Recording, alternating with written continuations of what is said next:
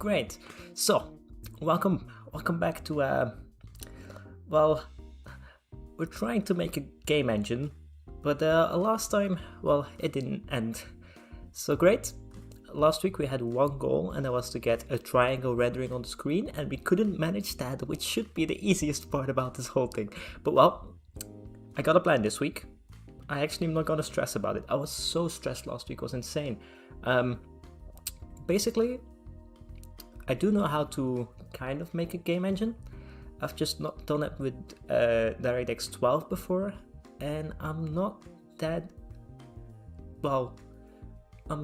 used to graphics programming, let's call it that way. So the whole DirectX pipeline, I kind of know how it works, but the specifics, I am not really that, we're not that versed in. Let's put it in a nice way. If we go to the later parts though, if we go to like setting up like an ECS architecture, input manager, all of that stuff, gameplay code, yeah, I can do that. But we need to get our graphics pipeline at least somewhat managed, somewhat, let's say it, established before we can jump into those things. And that's what we're gonna try and do today. Where we failed last week, we're gonna try and do this week. But as last time, before we get into that, I just want to ask, how's your day been? Mine has been pretty decent so far. I had a wonderful work day. I had a lot of challenges at work. Some were fun, some were less fun. That's the usual. That's basically how it always goes. But yeah, we're gonna keep a little bit of room to breathe.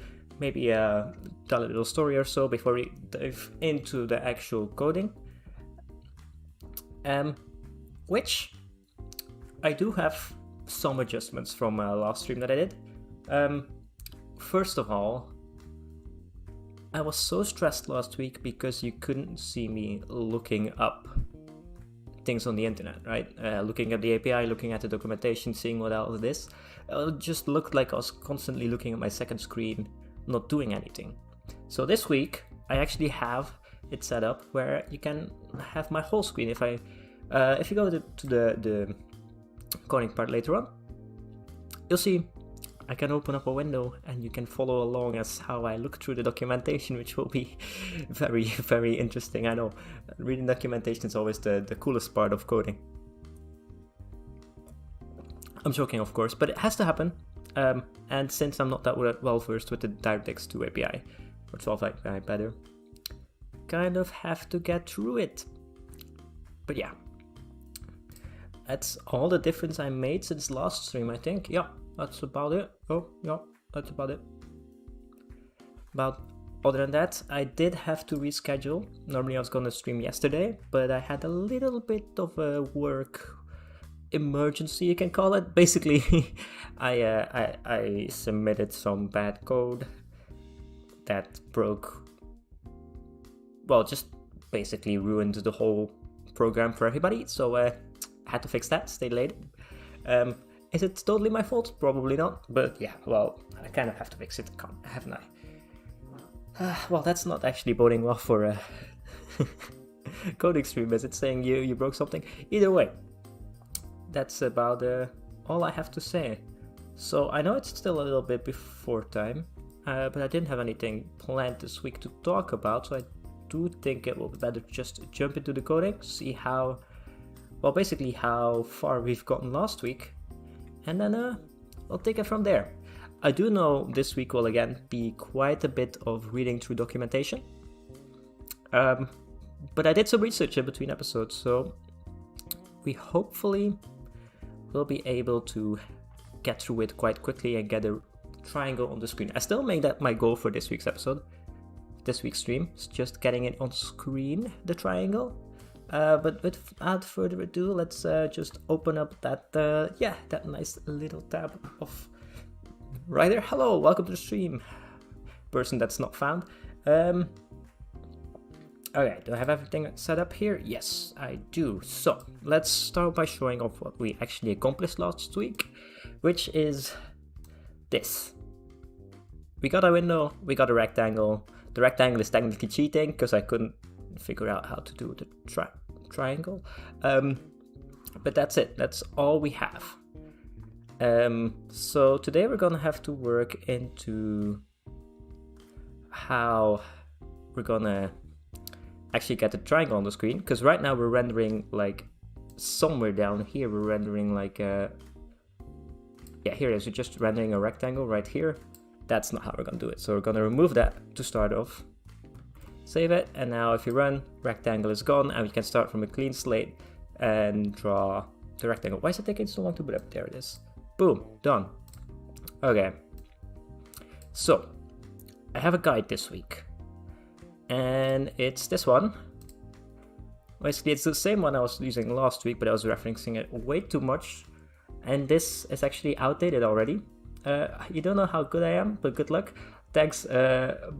I'll need it. I'll need all the luck I can get. Graphics programming, not my forte. Okay, so basically this shows everything that we need to do. And it also has a code repository with a working example that we can reference if we ever get stuck, right? So, let's see it. Okay, first thing we need to do. So we need to initialize the pipeline. This is what we started doing last week. Where is it? Where is it? Where is it? Where is it? Where is it? It's all too far. So we got the normal window flow set up here. We can actually change this to the brew. That's what I'm calling my engine. That's not how you type it. Home brew. There we go. And let's center this out because it's messing with me. There we go. Show window. Okay, this is where we're gonna start off. So we're gonna load the pipeline. This is our initialize function basically. And what this does right now is, I did have some things figured out last week, even though it's a little bit, but we can look at the documentation now. Man, I definitely need another screen. Oh my god. It's gonna be so nice to just swap in between. So enable the debug layer. That's what we've done. That's this part over here, right? Create a device. Did we do that? I don't know. Create a device. Yes, but we did it with like a separate factory. If we go to the actual reference, do we have the DirectX reference open already? No, but we can find it really easily. I think it's somewhere in here. No, okay, so we can just look for, we'll just copy it from here, I guess. Copy this. Where did my tab go? You, no? Yes, you. Where did you go? Oh, you're at the bottom. Boom, we're gonna look at this. We got the documentation here. This is the annoying part about DirectX. They have like these versioning thingies. They basically version per header instead of just updating their API, which leads to some, well, let's say it's a questionable architecture. Hello, welcome to the stream, Tomro. So basically it means they made like all of these basic ones, which is just a DirectX Factory 1, and then in their next version they made a number 2. So we'll need to figure out which one is the latest one, because that's the one I want to use, and it's 7. Okay, so we need to create DirectX Factory 7, and then we're gonna have to call DirectX Factory 7, which I have not included, I think. No, I have. Okay, maybe it doesn't exist. Back to documentation. It's basically how this stream is gonna look. So we got DirectX Factory 7 and overview. So inherits from that. Requirements. Oh, that's great. How do I create it? Is there a create DirectX Factory 7 function? There doesn't appear to be one. Great start. Okay, let's keep going. 6. How do you make 6? Doesn't say it. 5. How do you make 5? Doesn't say it either. 4. How do you make 4? Doesn't say it either. Great. Okay, let's just go to interfaces and see. There should be like a create factory function call. Either that, or we're gonna have to scroll through. Can we find like create factory. That's not how you type. That's not how you type it again. Factory. Can we find it? Oh my god, this is gonna be horrible. Oh my god, Roscoe joined. Welcome, welcome. I'm trying to make a game engine. And it all starts by getting a triangle on the screen. Which, well, I got a screen, but it's empty. That's how far we've gotten so far. I got a rectangle last week, but that was cheating. So that's basically how far we've gotten. And now I'm looking for a create function. And I have to look through all documentation because, well, it's not that great.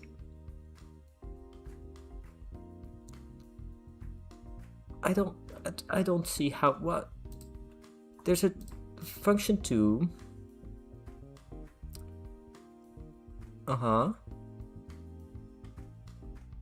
Is there like a 3? No. Maybe in this one. 1, 2. Okay, 2 is the latest one. Okay, so then we'll use that one. Great. Whew. Oh my god. Okay, we got that. What does it take? Okay, I guess I have that set up correctly from last week. Great. So we create the factory, it will store it in there, it will do some weird crazy things over here. Okay, next step. We got that done. Next step is... I lost my way here. Got that. We got the device. Did we get the device? No, we got a factory. Okay, we're not at the device yet. Okay, factory. Then we need a hardware adapter. We made this function last week, but I don't think we need it. So let's just remove it, because I did weed up some things. And there seems to be like a actual function in a new factory for it. And it's factory.get. Wait, it's not cat. Oh, there's a lot more. Cat. It's like adapter. No, that's not it. Ha. Okay.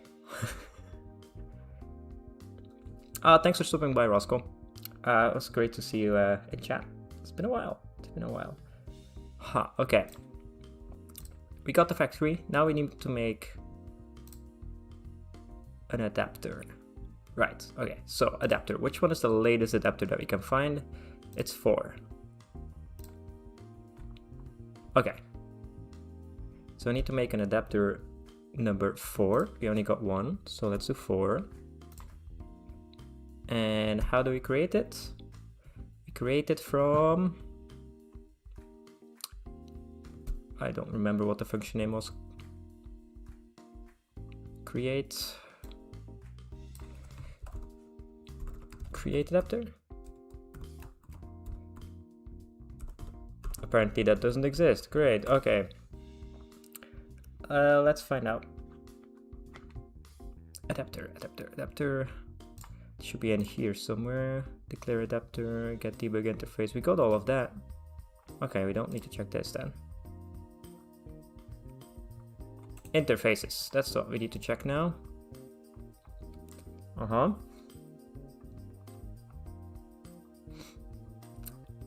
Okay. How do we make an adapter? Let's look at this one, because this one will have everything.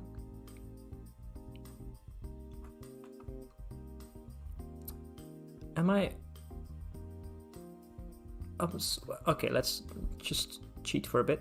Load pipeline, create TJX factory, and then this is it. Enum, no, that's the wrong one, that's web device. Get hardware adapter, but this is outdated code.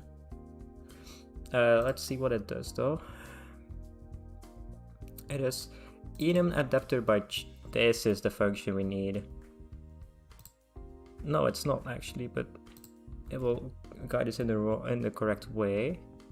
So we do factory arrow,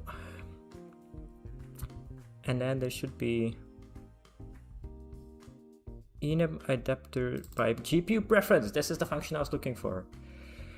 Okay, so uint8 adapter. I don't know what this function does, so let's look it up.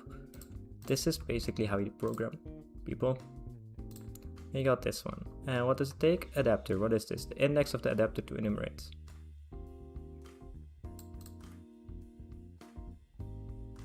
Okay, so we get the highest performing one, so that's always the 0th one. Now you get the preference, which I just noticed is this one, so you can just copy that over.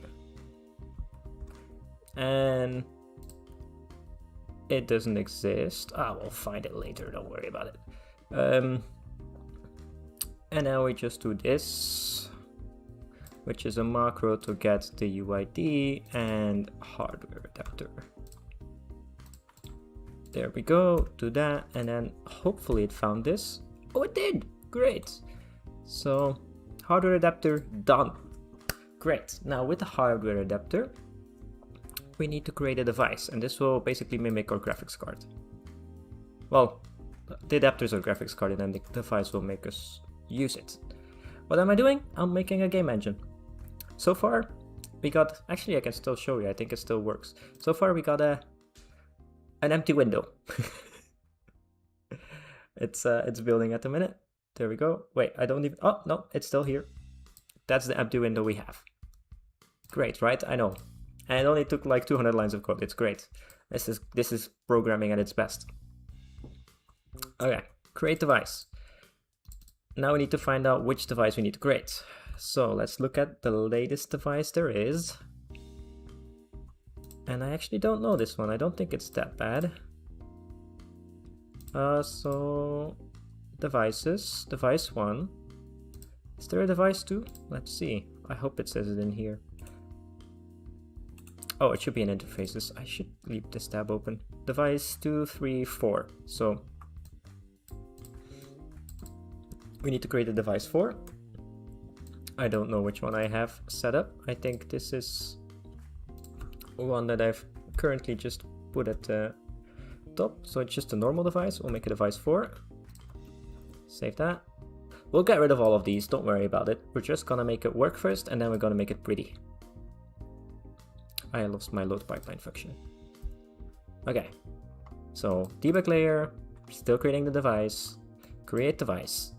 Is there more than one create device function? Let's find out. Can I get rid of this one? Yeah. Create device function. I should just leave functions open as well, right? Yeah.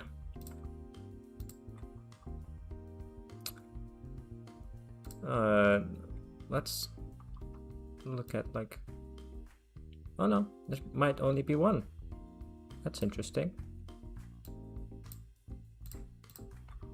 That's cool. Don't worry about it. That's not what I expected.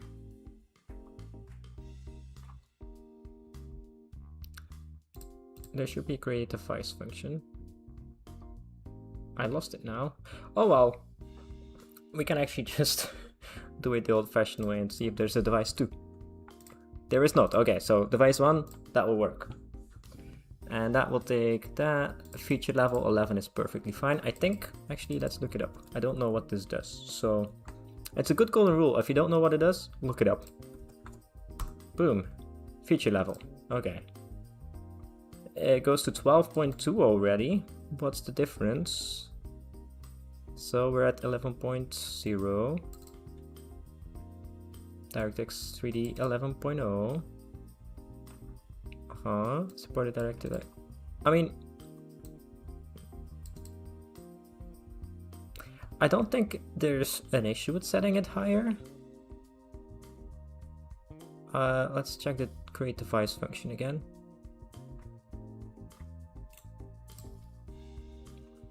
Can I find it? No.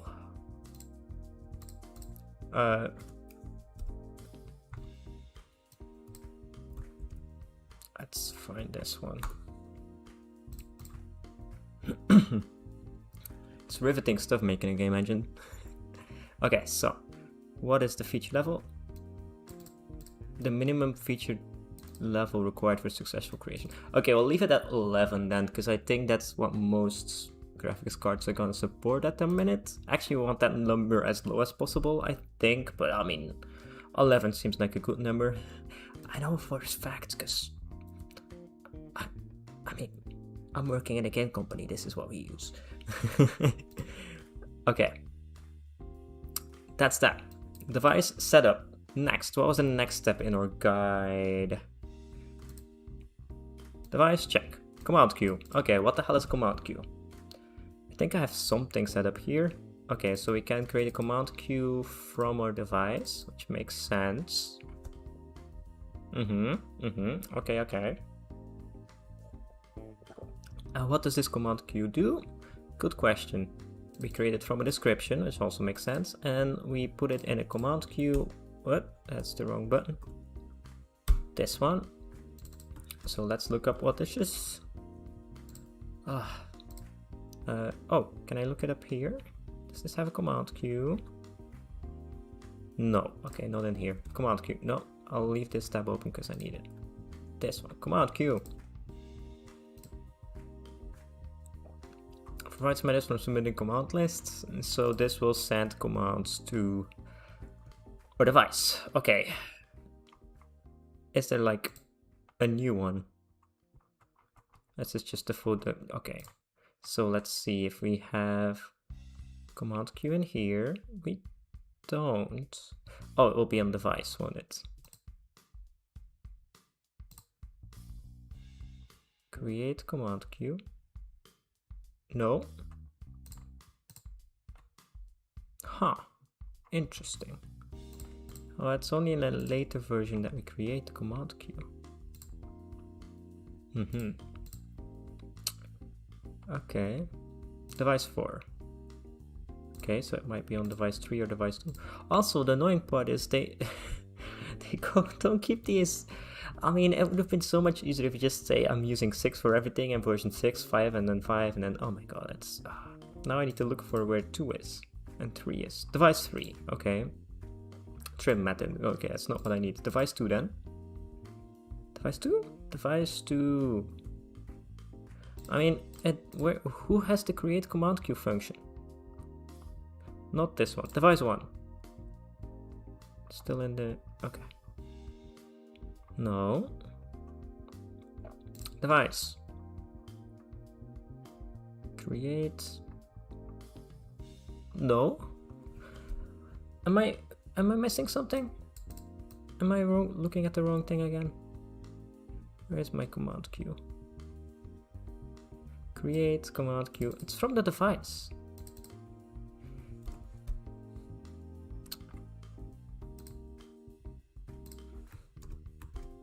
Oh my god. There is a command queue 1. Device 9? Huh?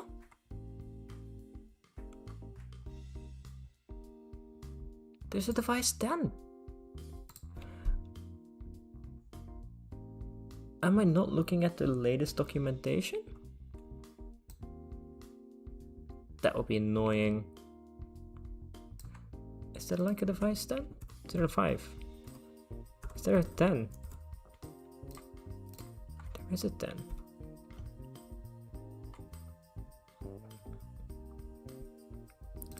What the actual hell? Huh?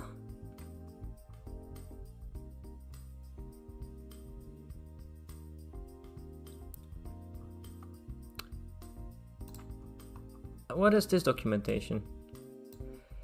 See, this is why I don't like DirectX 12. There's too much things going on. Like, look at all of this. Okay, it's in this DLL. Okay, I've got that one. Okay, but what is it? Device 10.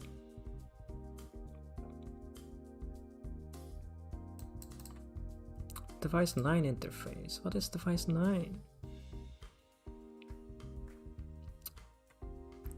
What header is that located? It's only for Windows. Okay, and this is also for Windows, but it's in a different header.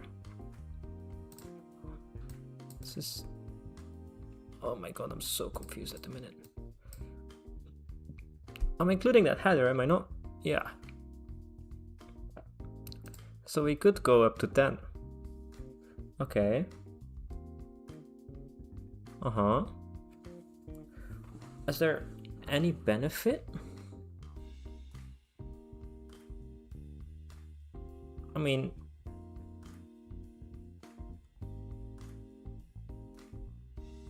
I can just use it, but then I need to check if there's anything else. There's a create device function, there's only one, right?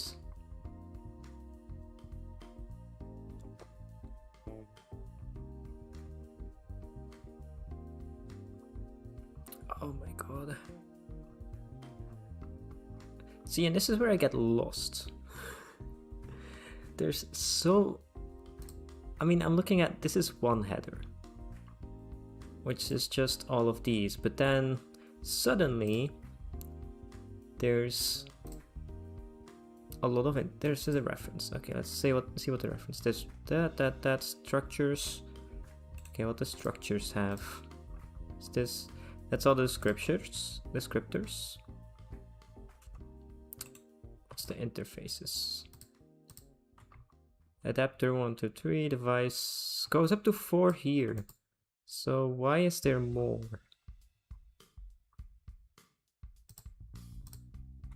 Why does this go up to like 10?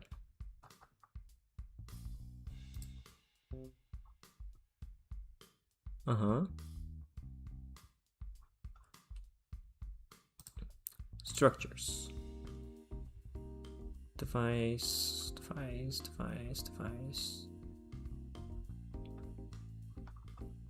So much. Device 9. Okay, so it does extend.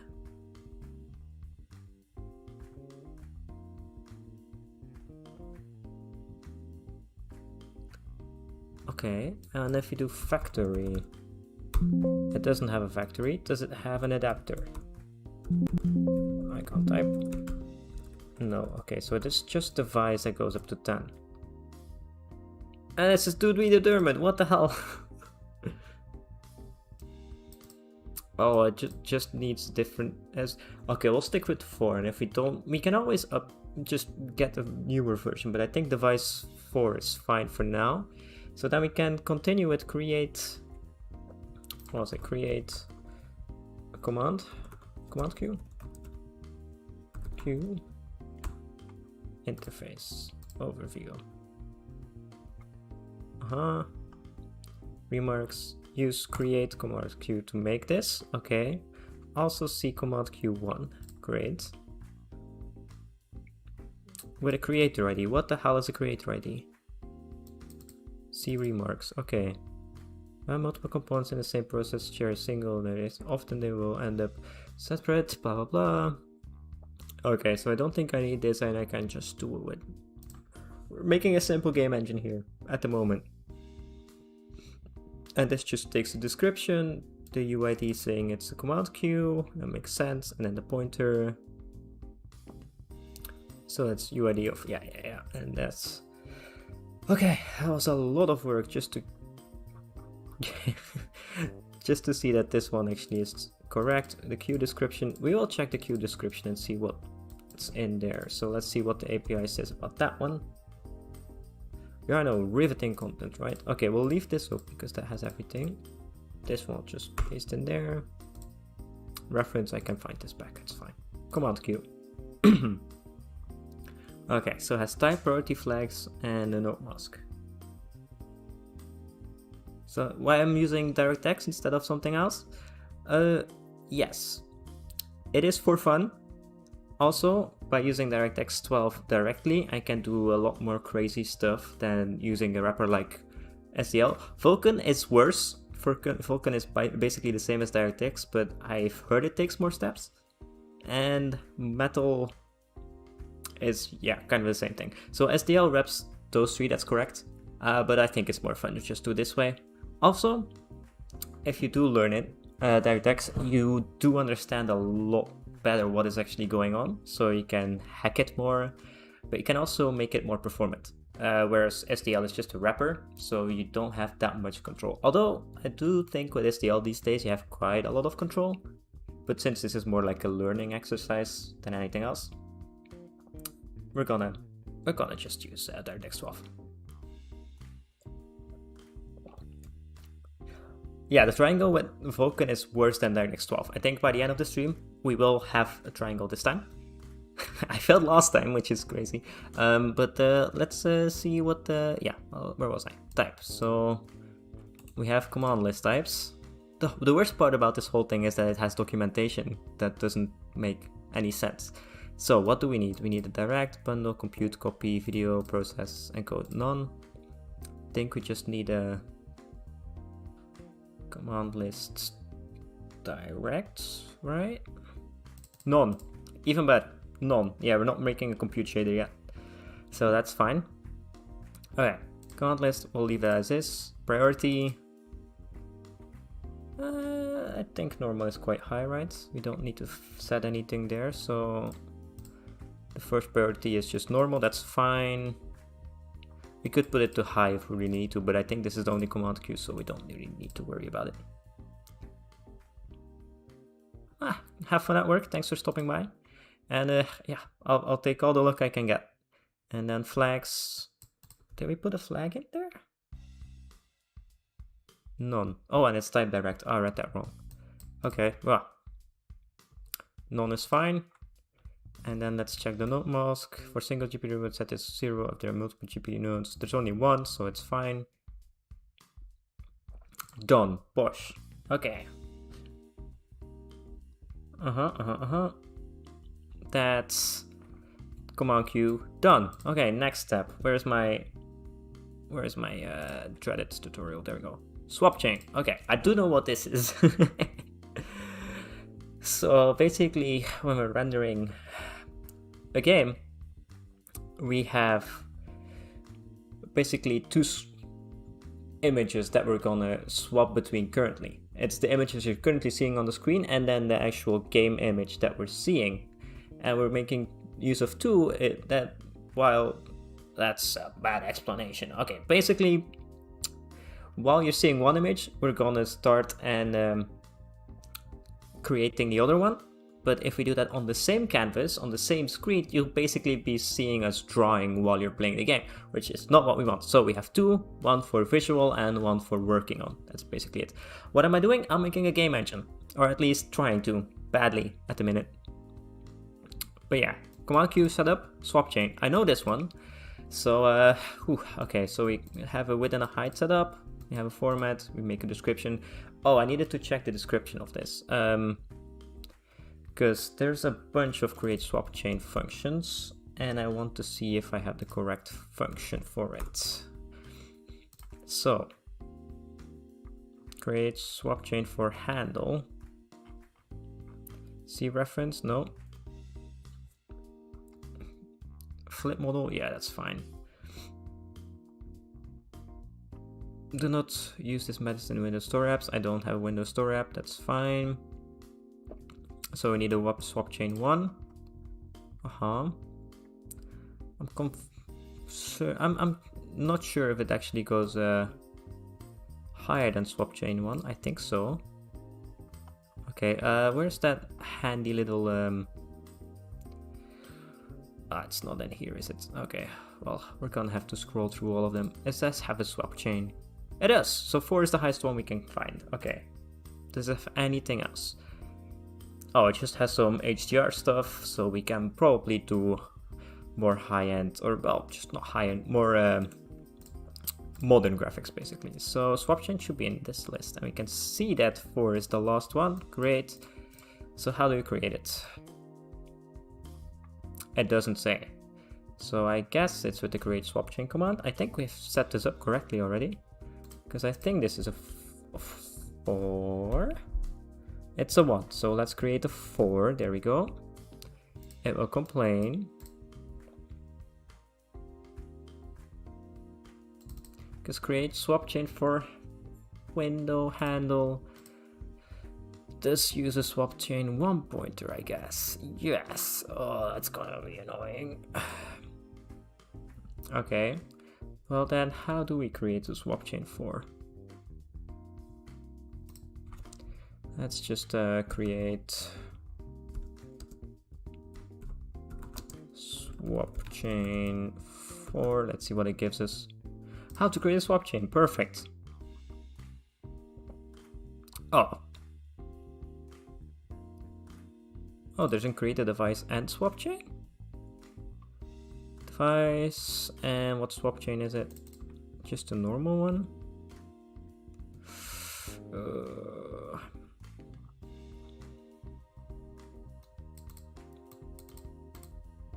This is a normal one, isn't it? Yeah, it is. Okay, we don't need that one then. Okay, let's go back. Swap chain 4. How do I create a swap chain 4? Oh, there's not one.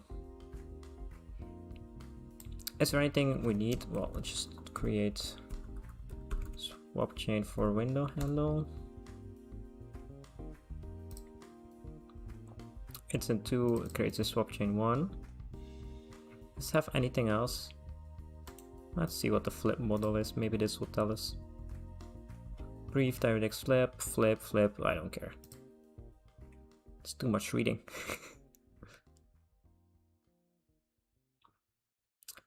Maybe if we give it a swap chain 4 description. Does this go any higher? 2. No, okay, 1 is the highest. I don't know. Okay, so let's type in this and then create.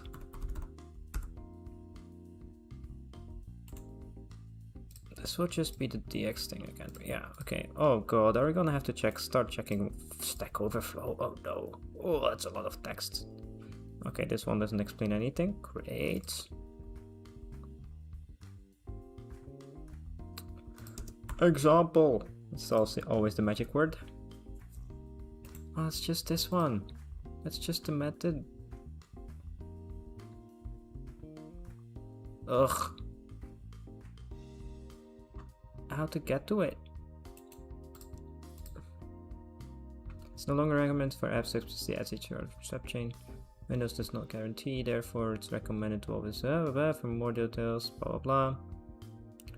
Okay, well, that throws out swap chain 4, as it doesn't want us to do it anyway, so let's check out swap chain 3. That's 4. Swap chain 3. Do you have something interesting? Get current back buffer index. Ooh, that is interesting. Okay. That is interesting. Okay. Oh, and it can resize the buffers as well. Oh, I would like to have this one.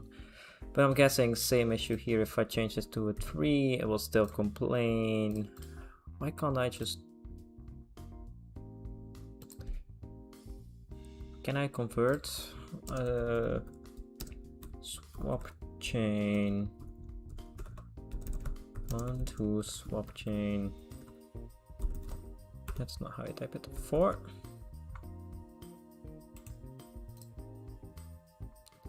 Ugh.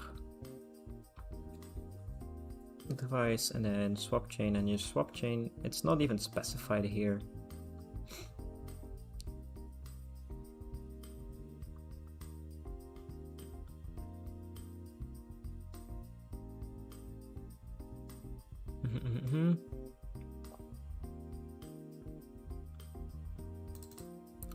Yeah, create swap chain for window. But that still doesn't give me... It still just only gives me a swap chain 1. Oh my god. It says multiple swap chains. I don't care. See. Swap chains. Blah blah blah. Create swap chain.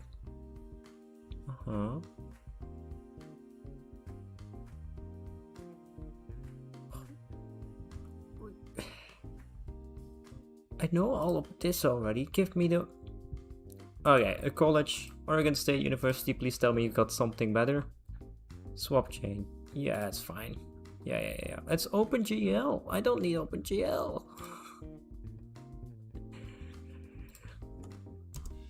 Alright, D3, D12. Oh, what? I'm gonna get AI answers now.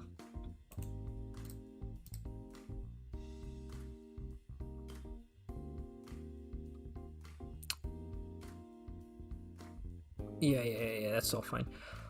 Ugh, okay, let's just work with the swap chain one for now, and I'll do some research off stream because I don't want to get stuck on this. Okay, swap chain one it is. I think it'll be fine. Okay, create swap chain, done. Actually, does this one say something about the swap chain? Device.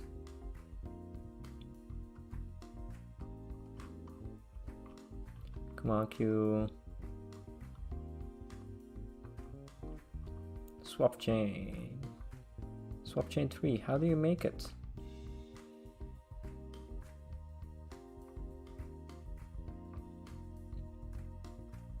You're using something else.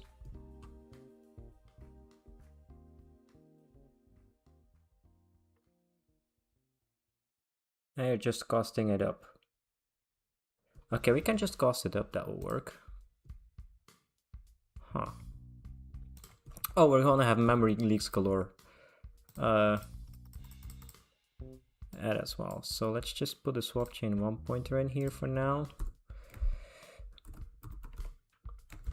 Hey, we're coding for once. 1 pointer, new swap chain.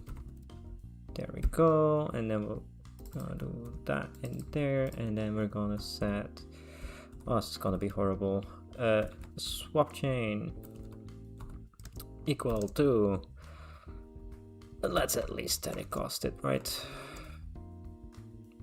There we go. Thank you very much. Okay, we got a swap chain now.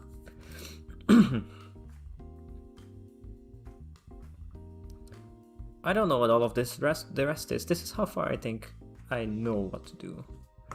So what do we need to do after the swap chain? That's where we're looking at now. Swap chain, we got render target view descriptor heap. What the hell does that mean? Pipeline. Swap chain, we got the swap chain here. This sample does not support full screen transitions. Make window association. What the hell does that mean? Let's look up this function.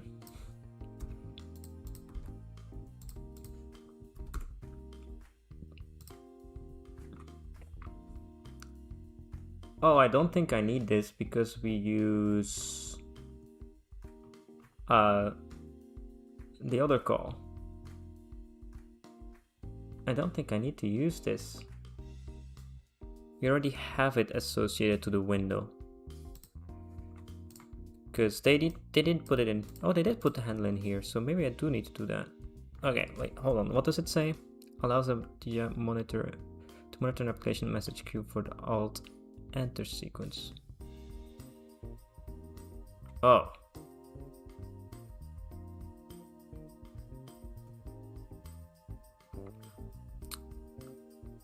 No Windows changes prevent DJI from moving application message queue. This message may. Okay. So we're just gonna leave it there for the moment, and we're gonna say no alt enter. Okay, that's fine. Frame index we can actually get now from our swap chain. So let's put that back here. Swap chain dot get current back buffer index. Oh my god, that was so good. This AI is getting crazy. Okay. So now we need to do the descriptor heap, and we need to make it render target view. I don't know what that is all called. Hello, welcome to the stream. Okay, so the descriptor makes sense, but it's a descriptor for a descriptor.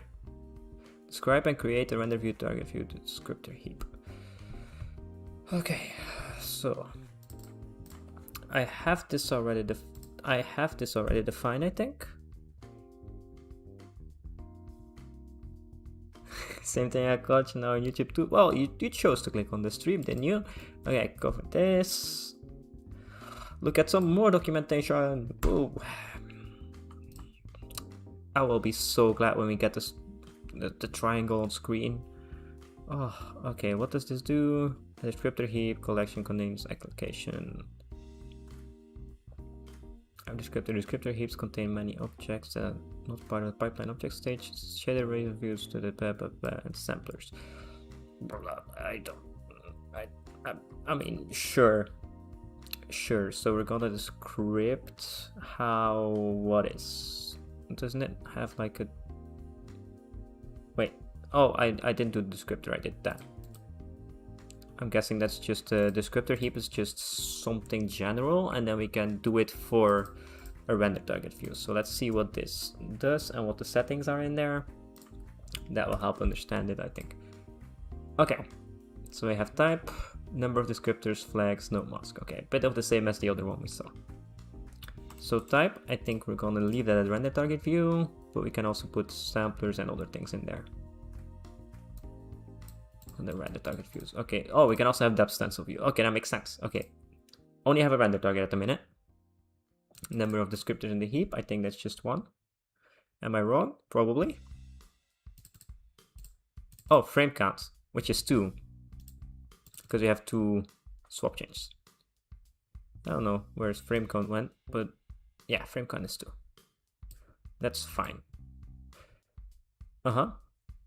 So that, there's no flags, okay, correct. And then let's see if there's another version of this heap descriptor. This will give us an out heap descriptor. This, yeah. And this will give us a descriptor heap, yeah. And let's see if we can see what descriptor heaps are. Oh, great. There is, but it doesn't. Okay, that's not what I wanted. Core interfaces. Descriptor heap. It's not even in here.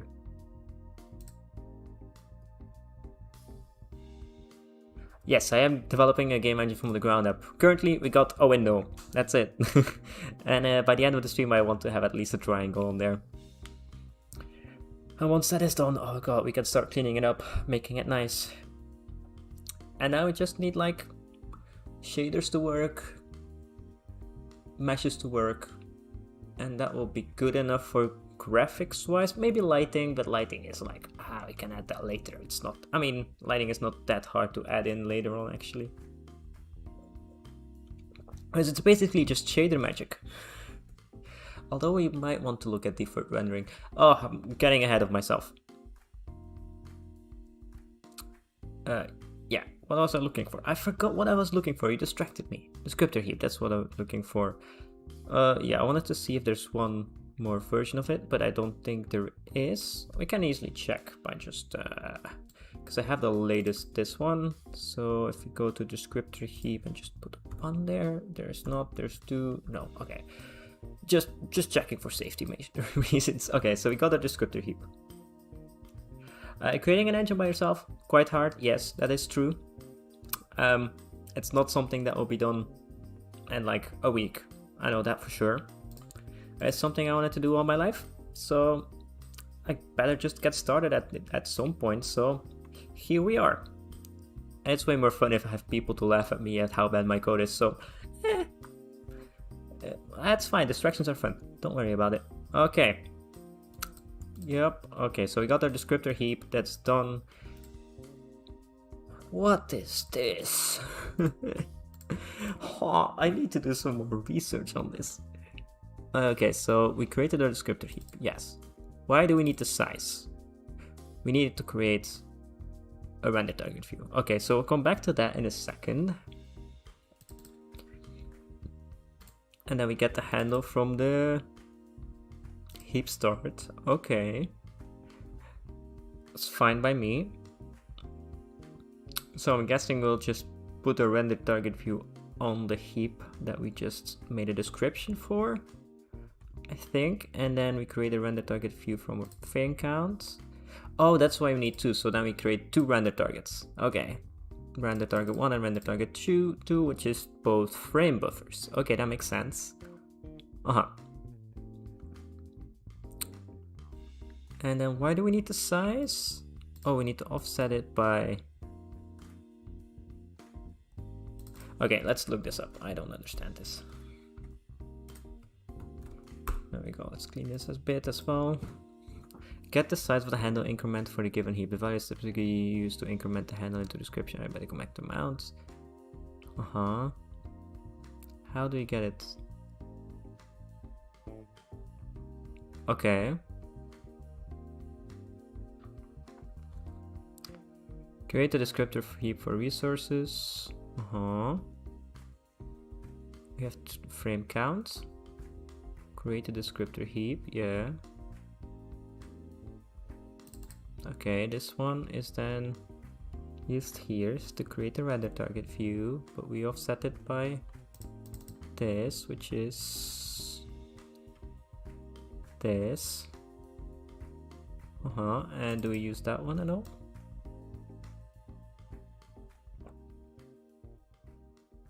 Apparently not, but it's the one of the constant buffer. Okay. Okay, fine. Sure. Okay, it just needs to know where it is, I guess. Okay, fine. And then we create a command allocator, which I have not looked at yet. Okay, so render target view. We create them from a handle. And what does this function also take?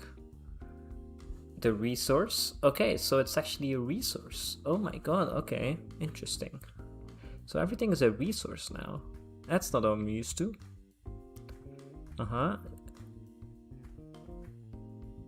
It takes the resource. Where's the descriptor? What? Interestingly enough. So we get a swap chain buffer, place it in the render targets. What is this all? Oh my god. Whew. Okay, I'll need to look at the documentation for this. Maybe this one will explain it, maybe this one will. Initialize resources, no, render target view.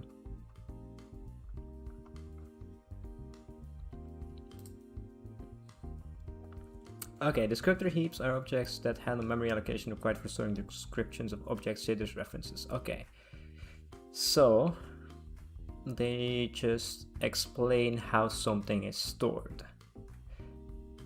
And then we create a descriptor heap.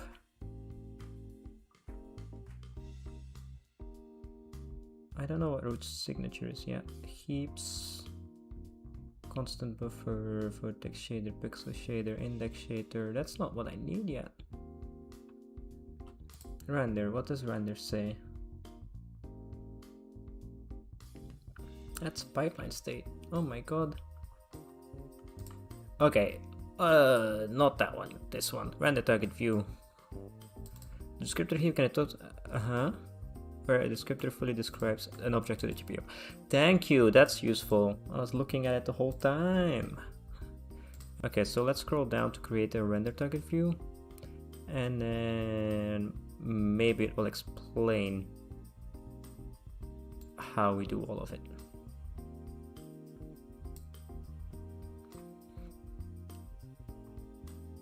It just shows us how to do it.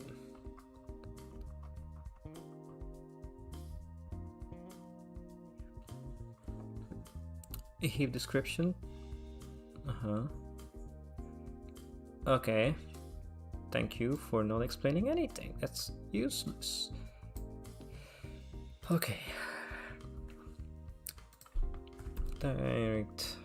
Redirect 12. Create render target view.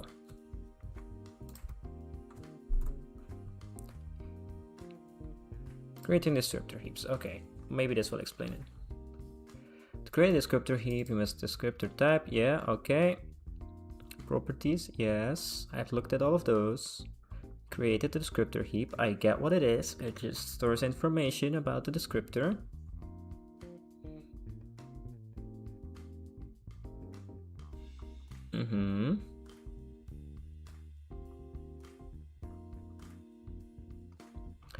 It's a lot of information. Descriptor heaps, page bulb allows to manually offset the handle into the heap, producing handles into anywhere in the descriptor heap. Okay, that makes sense. So the descriptor heap was just a block of memory. We want to put 2 render targets in there. So we offset it by the amount of a render target view, and that's why we have 2. Okay. So create a descriptor heap for the render target. We get the size. Frame resources, gonna check later on. But we can create a render target view and a frame count, that makes sense. What is get buffer in the swap chain though? We need to check that. Swap chain, get buffer. This. What does this do? Access one of the swap chain's back buffers. Oh, yeah, okay, so swap chain has 2, or at least we specified it as 2, I think. I'm pretty sure. It should be somewhere in there. Where's the swap chain? Swap chain is here. No, swap chain is always has 2, I guess.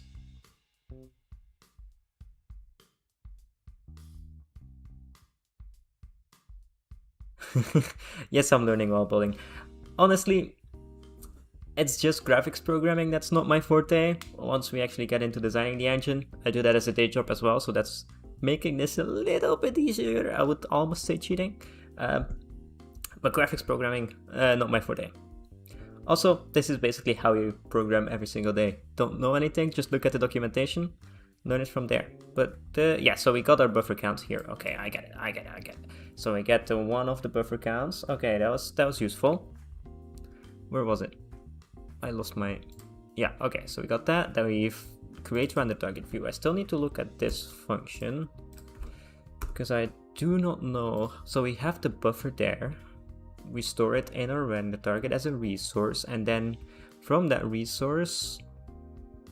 Oh, and then we just bind it as a render target. Okay.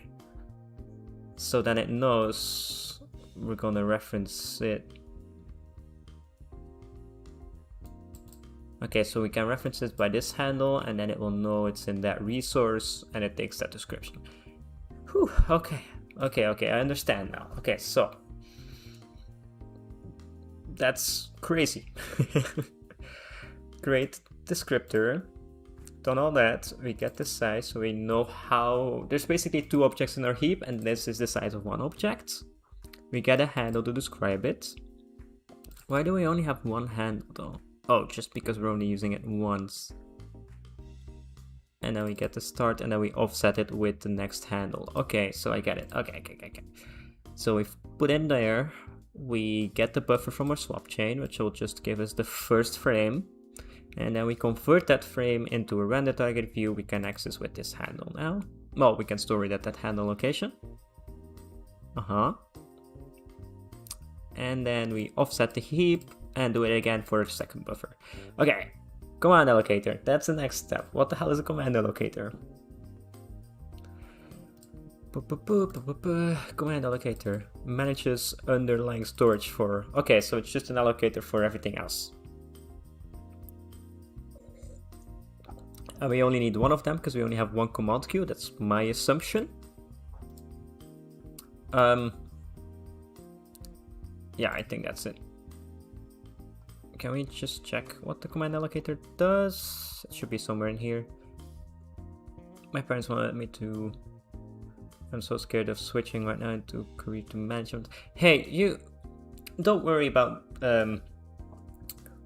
what you're gonna be doing. With a degree in computer science, you can basically do anything you want. If you want to do another study after that, I think it's easy to convince your parents now that you've got that degree to do another one. if you want to. Otherwise, you can always just try and get the job you want. Worst they can do is turn you down. Best they can do is just accept you. And with a degree in computer science, you can do a lot. So don't worry about it. It's quite versatile, and you can definitely go into management as well. Even if you start as just like a computer science junior at some company, there's always like a track that has them focusing on management anyway. So you can always try that as well. Swap chain, we got that. Heap descriptor, render target view, command allocator. That's what I'm looking for. Okay, so what is a command allocator? It takes a command list type, a UID, and then a command allocator. Okay, so the type. Which types do we have? It's gonna be an easy one.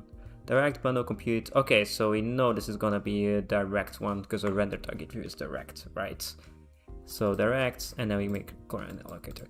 Oh my god, we've got this part done. We got our swap chain set up. Whew.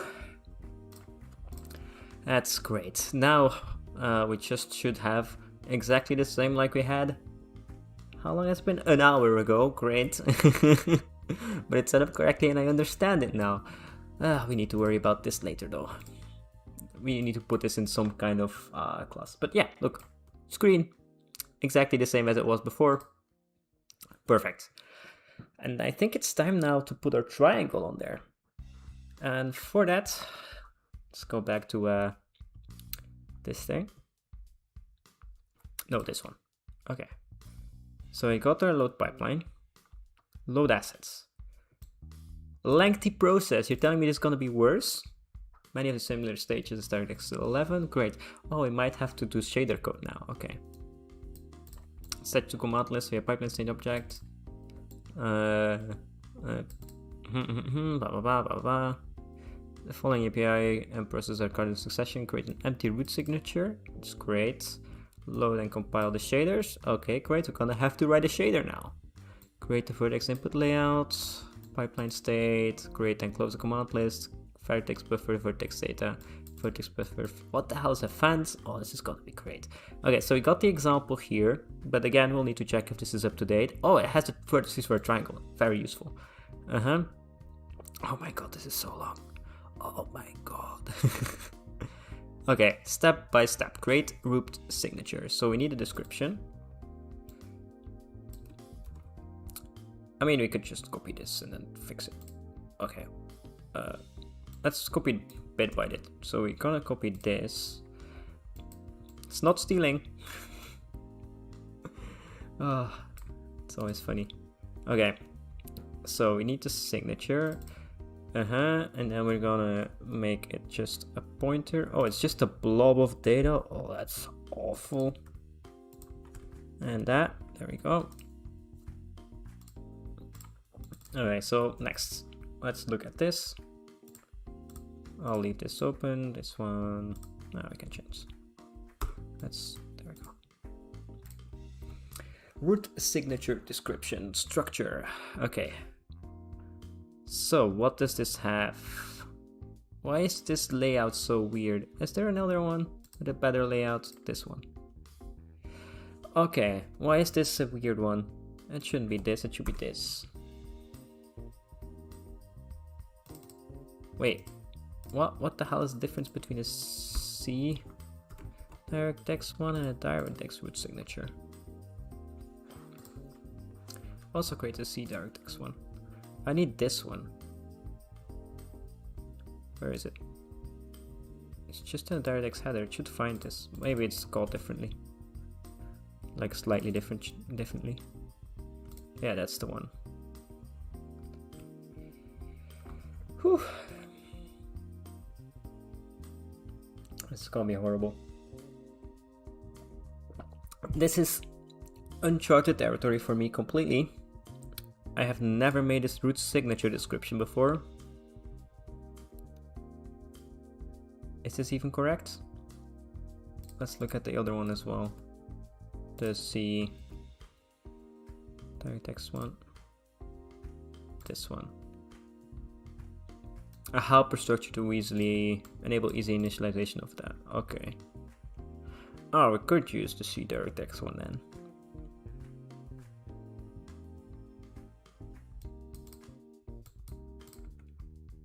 Nice with constant of another data root structure. So it's just a wrapper around this, and it has an init function to put it all in there. No, we're gonna do it old school. Okay, so root signature description, that dot. Okay, now we need to map that init function, so we're gonna look at that init function. Where's the init function? Is it the init? Static line init. Okay. Description reference. It was a null pointer, I believe.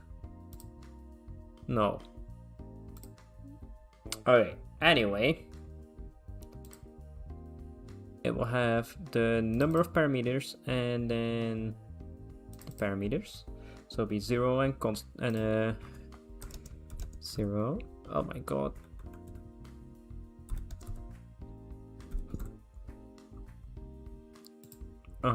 Why is this complaining?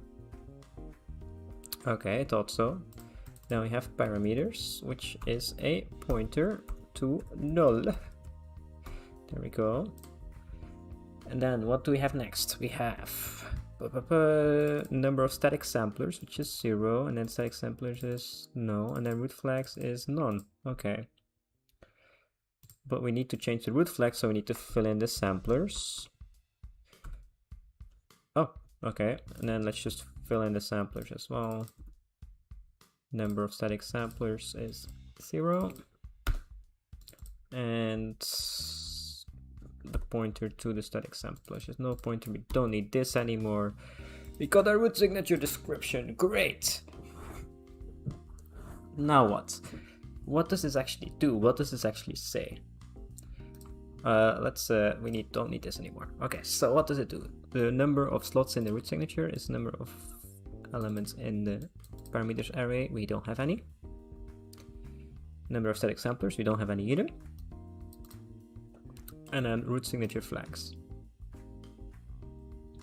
Thank you for stopping by. Yeah, I might need to get to sleep now. Have a good night. Okay. So we need the root signature of... I don't know what we're making actually. What are we making? It's the none. Great. Oh, it's just an empty root signature. Right. That does not make sense. What is a root signature? Objects that define what types of signatures are accessible in shader, be it constant buffer, structure, buffer, sampler. Okay. So we just make an empty root signature, I guess. Either way, yeah. Serialize root signature, and then we're gonna serialize it into this blob with an error as well. And then we're gonna create the root signature. I don't know what this means yet. So we're gonna look it up.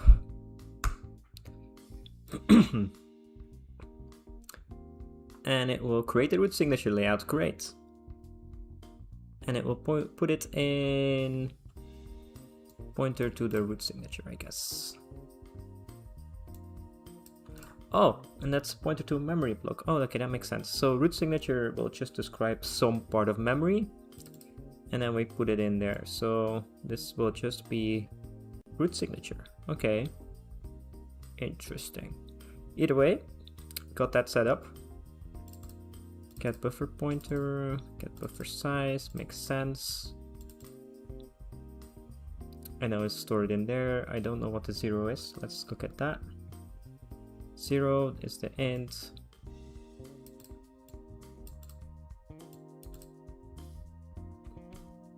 Okay.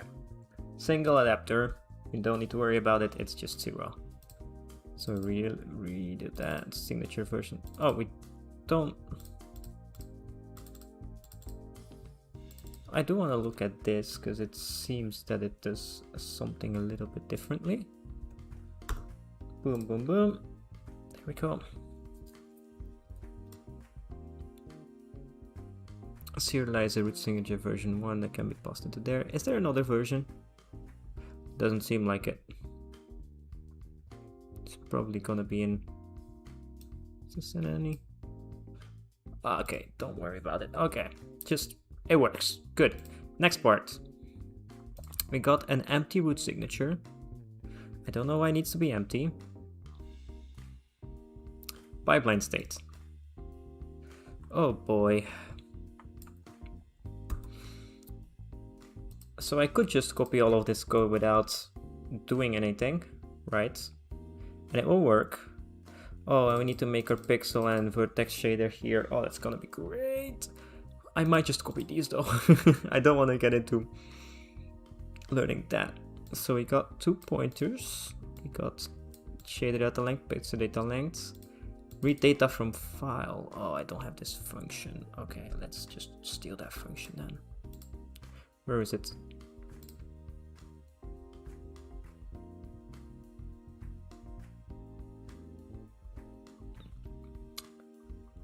Oh god.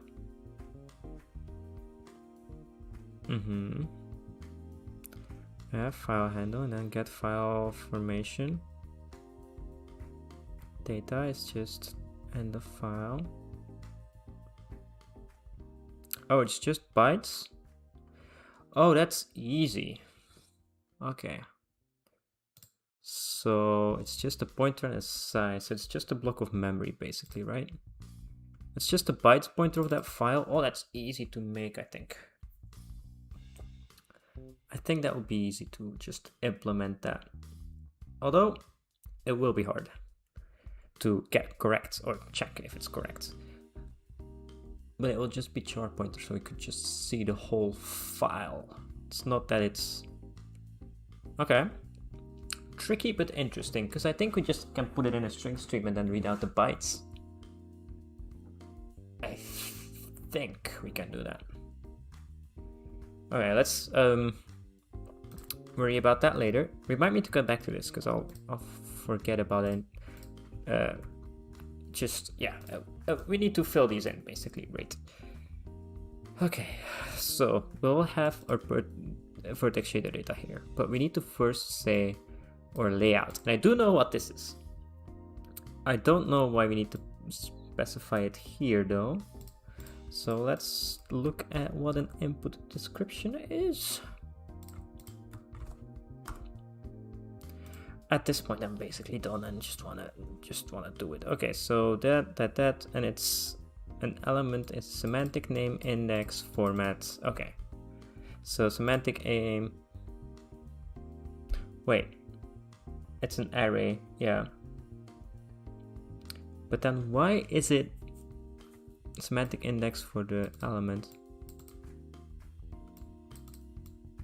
Okay, so there's more than one element within the same semantic. For example, for each the same semantic name matrix. Okay, I get it. So for now, we don't need to worry about it. It's polar inquisition. They're both floats. Color is RGBA. That makes sense. Okay. And then it's per vertex. That makes sense. What are the numbers in between? So format, align offset. Oh, okay, this is the offset. So basically we store it in that, and then the next 12 bytes we start it here. It's basically the start. Yeah, okay. Boom, that's done. I understand this. Next, okay. So we make our pipeline description state. Pipeline state object descriptor. Input layout is that one with the count of element description. What does count of do? Is it just size of? Yeah, it is. Great.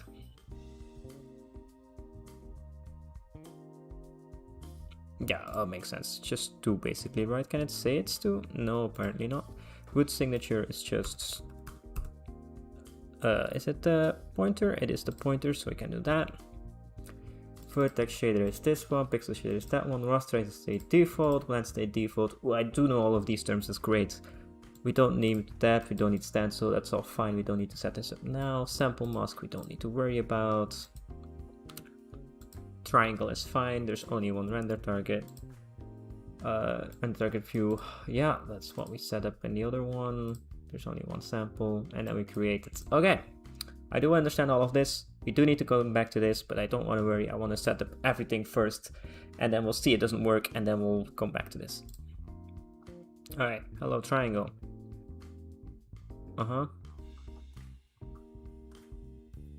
Okay. Populate command list. Oh, we need to do that as well. Ugh. Where is it? Okay. Pipeline state, we've done. Command list. We need to create a command list and close it. I want to copy this, put it in here. Okay, so we need to create a command list. It should be a direct one, makes sense. We put it in this one. It has this, this pipeline state, and we put it at that pointer. Okay, so I just want to know roughly what all of these things are. I have a good idea of it, but it doesn't hurt to double check. Node mask, I still don't know. Oh, it's just GPU person again. Okay, and then type is direct because it's direct, and then the rest. Okay, and initialized state is pipeline state. Okay, we did this. Next part, command lists are created in the recording state, but there's nothing to record yet. The main loop expects it to be closed, so close it now. Makes sense. You don't need to open the command list. Vertex data time. Oof. Okay, this looks like a bit harder. Okay, so it is this, all of this. Copy. Now we have just a synchronization object left, and then we can look at well, I will not be done yet, but we have something then. Yeah, okay, so we did not create a vertex and we don't have an aspect ratio. Okay, so what is a vertex?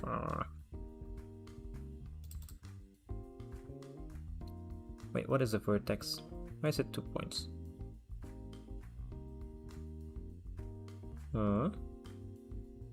Oh, yeah, no, it makes sense. Okay, we are gonna create a struct at the top here, which we will call vertex. Oh, this is gonna be it's gonna be easy to clean up. And then we're gonna do basically flow tree. But do we have flow tree? No, so we need to make a flow tree as well. Struct flow tree, which will be float x, y, and z. And then we have a struct float for, or we can actually just call this position. I'll make more sense and call this color. It'll be RGBA. That's a T, not an R. Great. And then this will be position pos and color col. There we go. So now we know what a vertex is. We need to do the aspect ratio though, but I don't know what they have set up as the aspect ratio. I'm guessing we can calculate it. Why did it go back to the... Wait, no, I did it? No, I copied this. So, where's aspect ratio and what is it? It's only 3? No, it needs to be at the top here as well.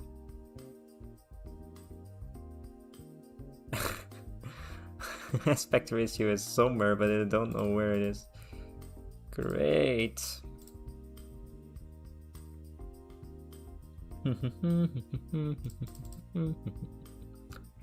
Will be in the sample helper? No, it will be in the header. It's in this one. Aspect ratio, it is. And then it will probably be set up in the sampler helper. Aspect ratio is filled in. That's hello triangle again, isn't it? Yeah. You. width divided by height. We can do that. We can just copy that. I don't know if we need it more, but we'll just put it at the top. Do we have a width and a height set up? I don't think we have, right? No. So let's just put it in here for if we need it. And the width was, I think, 500 and the height was like 250. Yeah, that will be like the first variables. We actually make proper variables for float aspect ratio equals, copy this, paste. It's float divided by float. What are you complaining about? I thought so. And we can make a const x per, meaning it's consistent from the compile time. Okay, we got a triangle laid out. So this is just one position of the triangle, the second position and third position, and each color for each point. And that will create like the standard graphics triangle, if you've ever seen that. uint is size of vertices, that's the buffer size, makes sense. And now we're gonna make whatever a committed resource is. So that's what we're gonna find out next. Oh, let me refill my glass of water next. There we go. Oh, we're getting so close to actually making a triangle. Oh, I'll be so happy if we actually can do it on stream. That'll be amazing. Okay, glass of water refilled.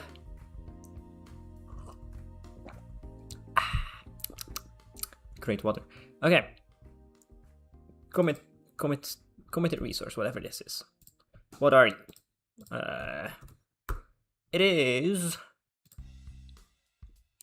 It creates a resource on a heap, such that the heap is big enough to contain it, and the resource is mapped to the heap. Great. Okay. So you can give it properties, flags, a resource description, a resource state, a clear value. Okay. Makes all sense.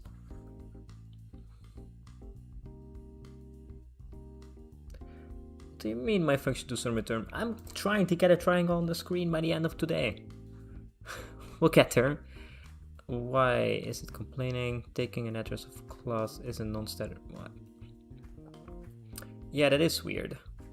Just because you don't want to make a property. Not recommended. Every time the deep generates it, upload heap will be marshed over. Please read default heap usage. Yeah. This is all fine. We don't need to worry about it now. But we are gonna make the heap properties. Oh my god. I'm messing up. It's 12. Heap description. Heap properties. Oops.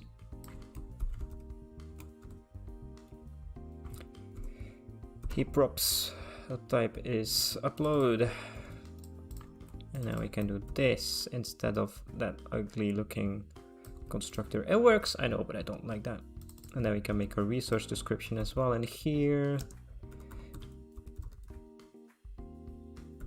description, we'll make it a normal one as well. Equals that. And then we put resource description to flags.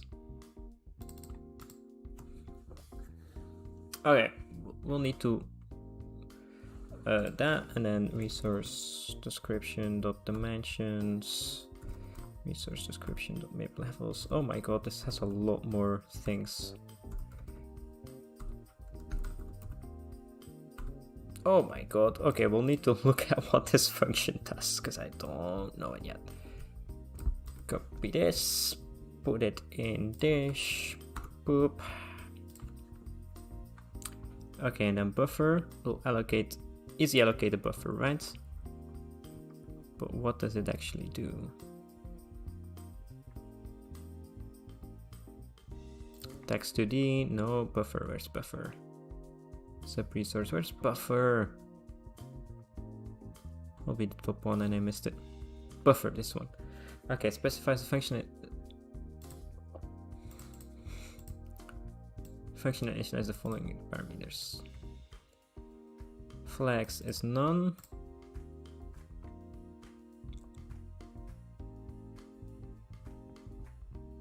And the allocation info is the only thing we need to fill in.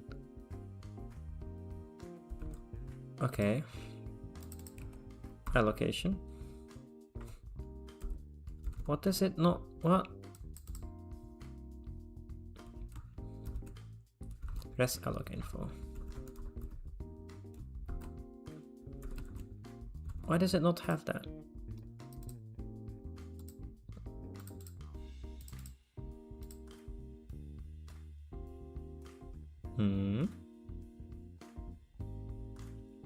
As that's the one we're using.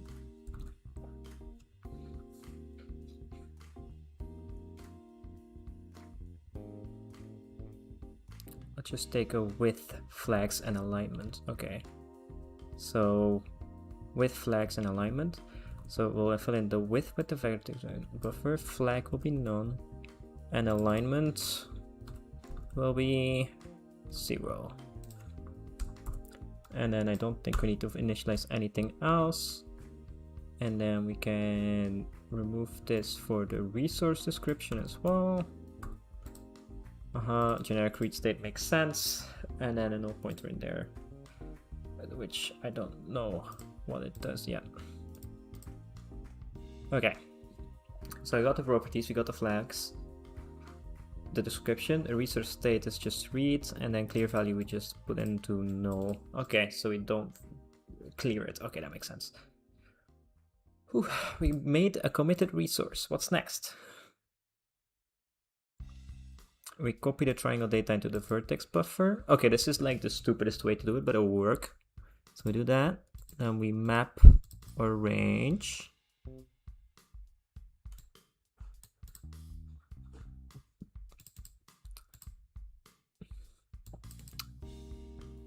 And then we copy our triangle vertex to the size of triangle vertex, and then we unmap it. Okay, so this is copying our vertex buffer to GPU memory, basically, or to something that can be read by the GPU.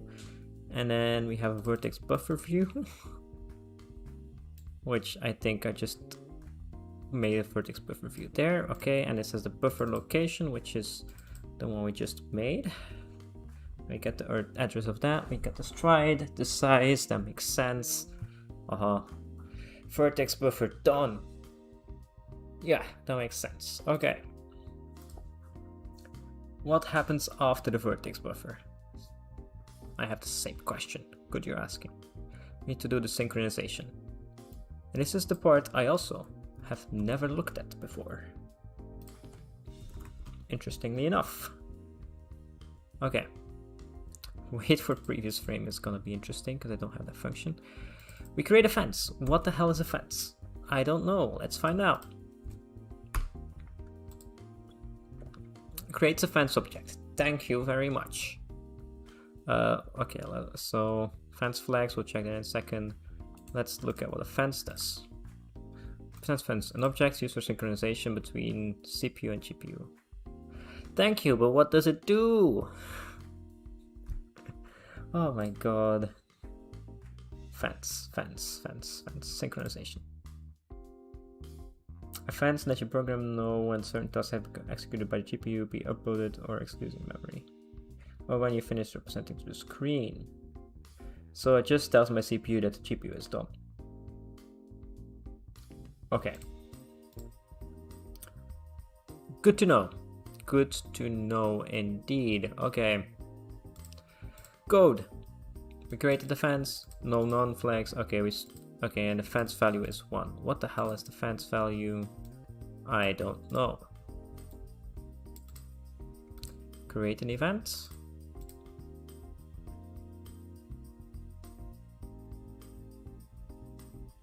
Let's do this one. A. And we'll create an event handle to use for frame synchronization. Okay, if that. And then we need an event that we can use. Okay, that makes sense. and then wait for previous frame. Just wait for the setup to complete before continuing. Okay, so we need to figure out what that function does because I don't have it. What do you do? It should exist like once. What? Oh, it's just fence syncing. So we'll make this function. Because I do think we'll need it at some point. Let's put it at the top here. Oh, this is bad anyway. We don't have this, so just do this. Fence value, where's the fence value? Oh, it's underneath this. We need to put it in below all of this. So let's just do void wait for previous frame. There we go. And then at the bottom, man, I do miss the Visual Studio overview. Okay, fence.get, we don't need to do the get on the fence, just do that. Continuation is not present. This code is implemented for simplicity. Yes, we will look at frame buffering at some point. It's how to use efficient resource use at maximum GPUs. Okay. So we signal, increase the fence value, wait until the previous frame is finished. Get completed value is less than fence, which is this one, and then we increase it. Yeah, that's an atomic then. No, it's just a global variable. Okay, it should be an atomic at some point. Set the event on completion, wait for a single object. Okay, so we're just currently waiting infinite amount of time until the GPU is on. Either way, that's loading the asset is done. Now we just need to render the frame. That's all that done. Update. Update is nothing. Render. Okay. Oh, and now we need to populate the command list as well. Please tell me it's late. Lost. Okay, waiting for the previous frame. We've already done. On destroy, we can also do... Oh, we need to... Yeah, okay. We need to do some things, but we don't really need to worry about it. We did this, so let's check out what it actually does. Yeah, no, I do get what it is. It's just waiting. Okay. Update. Doesn't seem too difficult. Where does this happen though? That's also the tricky part. So we need to do that at some point. Is it still in hello triangle? Okay, so on destroy, on render. Where's the render called here? Oh.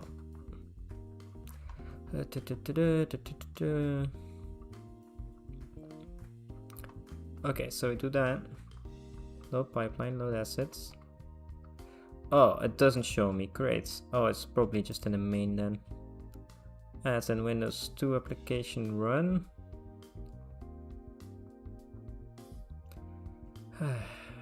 Hello triangle have a run then? No. You. In run, what do? You create a window. Show window. On destroy. Okay.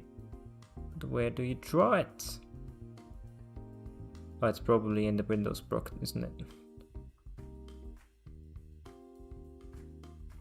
Update and render, it's in Paint. Okay, so in Paint, we're gonna make a render function. Good to know. I could have predicted that. That's such an easy thing. Okay, Windows proc is probably above here. Okay, so we don't need to worry about this anymore. We're just gonna call render here, and that should hopefully take everything into account. And if it doesn't, then well, we'll figure it out. Boom, boom, boom. That's that. We'll make a render function at the bottom. Render. Oh, and I need to know where wait for previous frame is called. I should have checked first, because wait for previous frame will probably be called somewhere as well. Maybe at the end of render actually. Where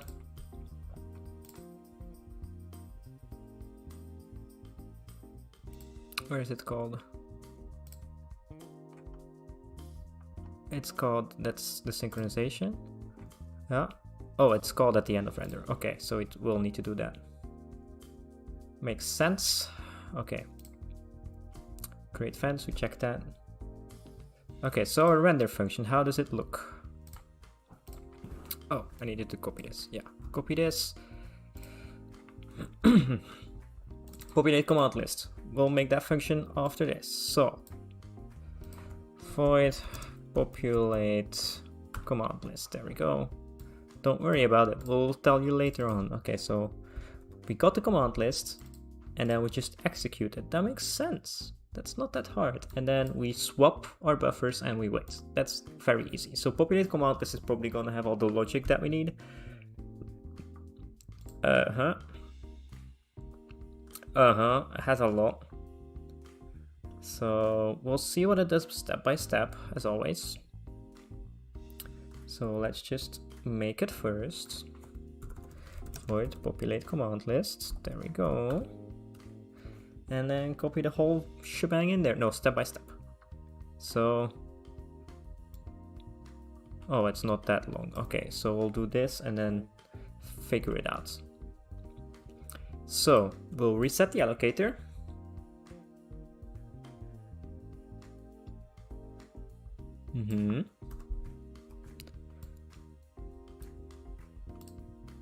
This can be reset at any time. I must have if we re-record it. Okay. Command list. Reset the allocator. We get the... Oh! I hate when that happens. That, okay. And then we set the necessary state. So we get the root signature to whatever we have as root signature. Yeah. We set the viewport. We set whatever the scissor rectangle is. Oh, those are still the wrong ones. Either way.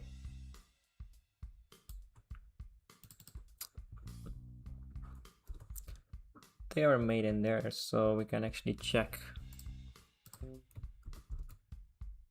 Oh no, they are made. They're just two rectangles, I think. So viewport, we need to still make the viewport and the rectangle. So let's do that first before we forget. So the viewport is gonna be easy, I think.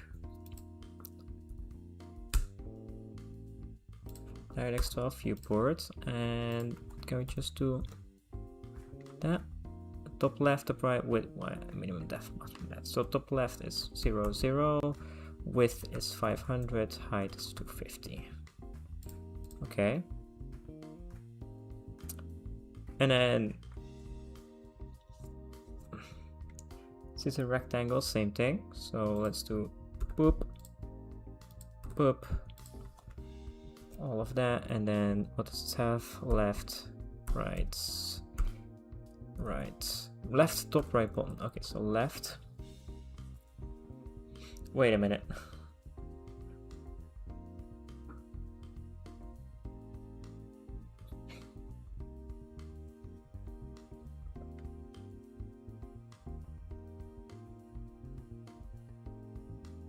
Oh yeah, no, it makes sense. Left is 0, 0, top is 0, right is at 500, that's the width, and height is 250, okay.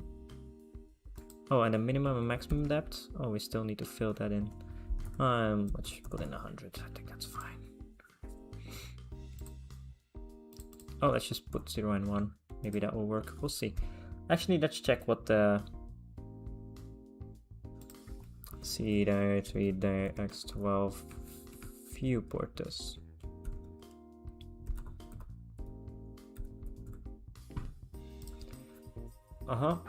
Yeah.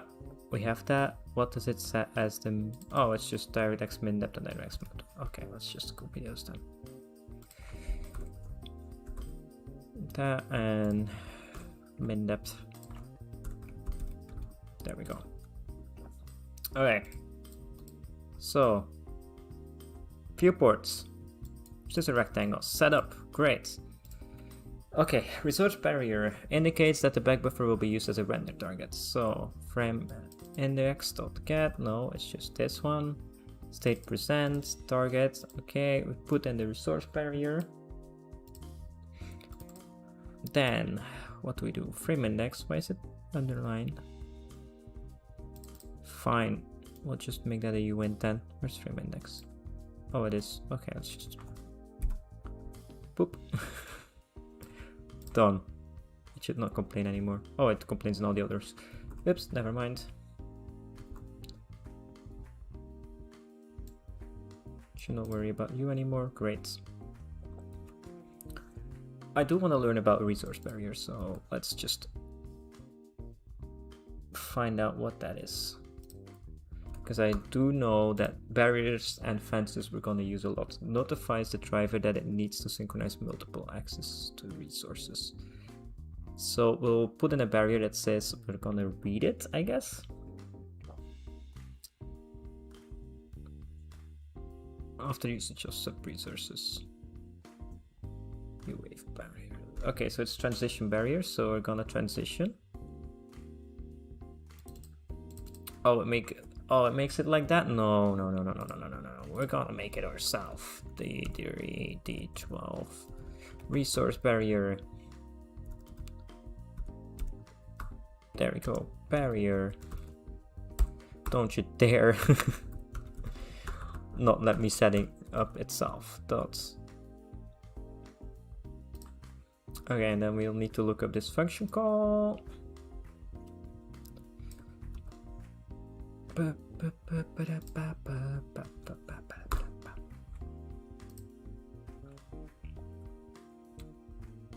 Transition. The resource. Okay, so let's call that first. Oh, we're telling it that we're gonna do resource. Resource barrier dot. What do you have? What?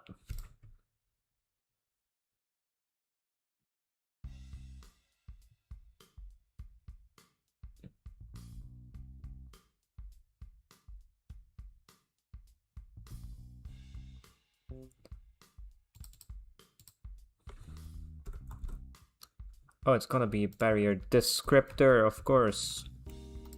No, apparently not.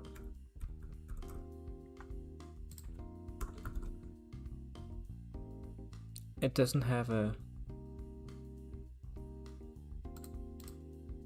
What?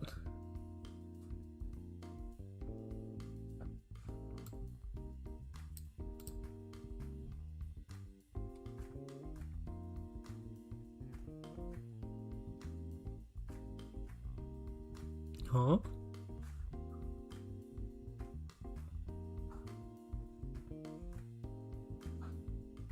Before and after, yeah.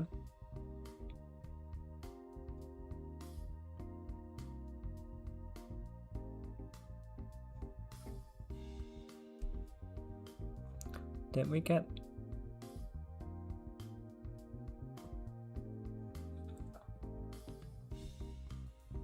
It needs to be a direct resource barrier pointer. Yes.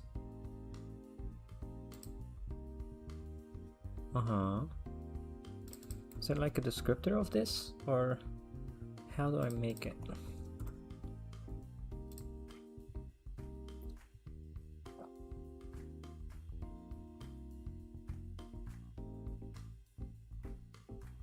Oh, I need to do a transition barrier. That makes more sense, probably.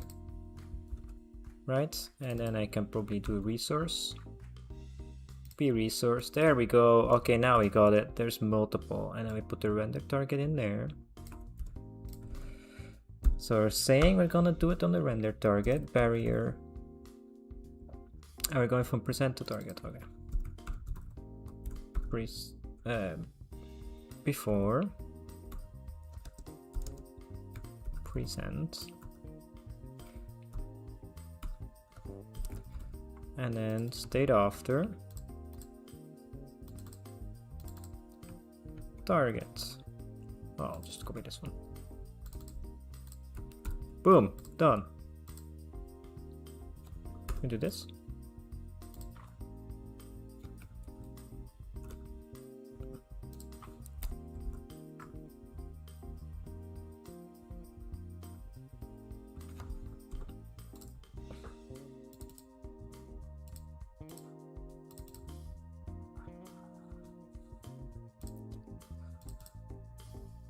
Okay.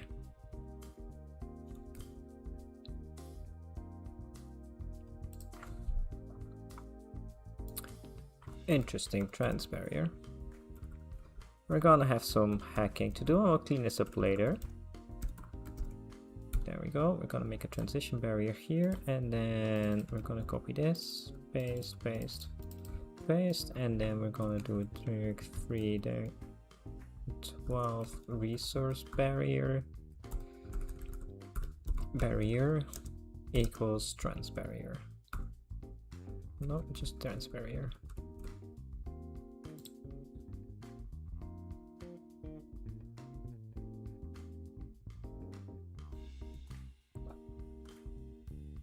Not that barrier. Why does it states barrier?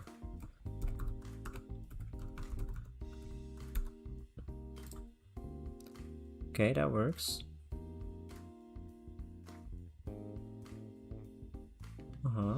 Is that cannot assign?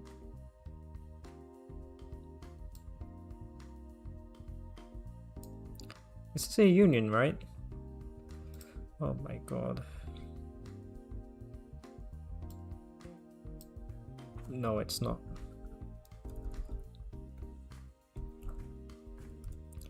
Barrier dot transition equals transition barrier.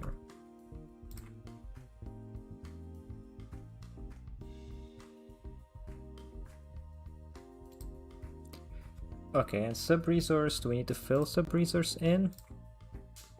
Sub-resource is all sub-resources.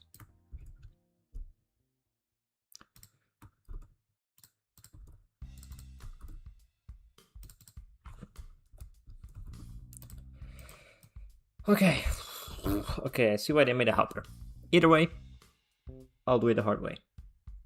Okay, we do that. We made a barrier saying we're gonna present it. Good. Then we're gonna set the render target to whatever the handle was. Gonna have to. Oh, we're creating a new handle. Okay. Okay, fine. Set render targets to. Okay, let's find out what this function does. Set render targets. It will take number of render target descriptions, 1, the pointer to it, range, okay, and then a depth stencil, which is 0, so false and okay, makes sense. Record the command, so we're gonna clear it, makes sense. We're gonna put the and then we're gonna draw instanced. Okay, what does draw instance do on the command list?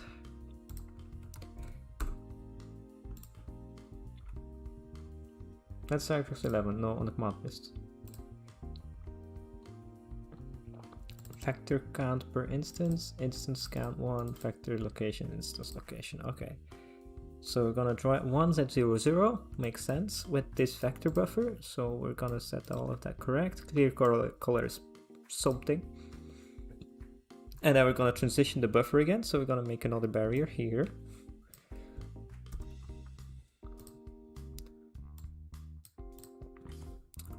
And then we're done. Okay, I see, I get it now. Oh, I've said this before. Oh, we can actually just. No, let's just make another barrier. Rebarrier. Let's call it rebarrier.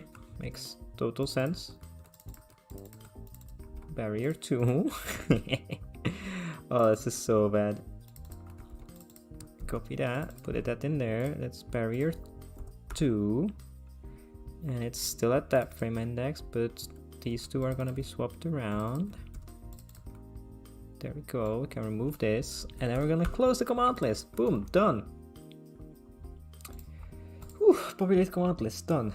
Next, wait for previous frame. We've done that. On destroy, we're not going to wait for that. It's fine. technically we need to close the handle and wait for the previous frame, but Windows will do it for us. Okay, that's done. So I think it should build, and the only thing we should see is a different background, I think. Either that or it already crashed because we did not load the file. Okay, no, it did something. Oh, it crashed with a weird error code. Okay, so that means we do need okay,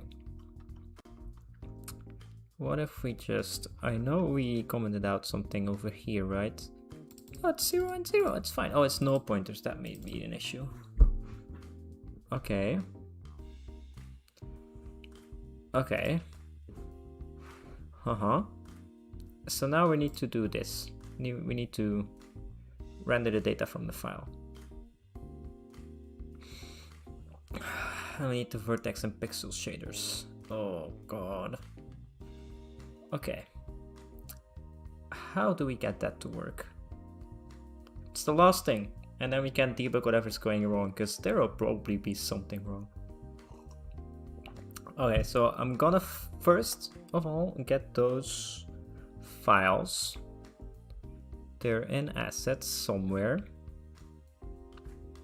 Where are they? Good question. So these two, we'll get asset full path. I just want to know what this does. Asset path, which is set up somewhere in direct example. Probably. Does this have asset path? It does. Asset path is get asset path. Great.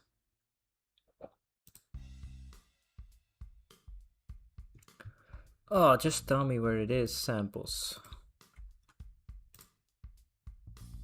Desktop.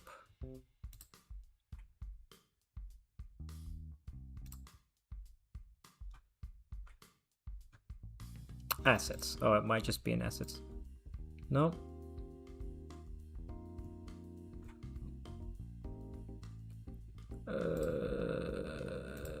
Where is it? That's a bad one. I'm gonna have to find out what this function does. Asset path is get asset path, count of asset path. Okay, that's fine. Plus size, but is no pointer. Get module file name.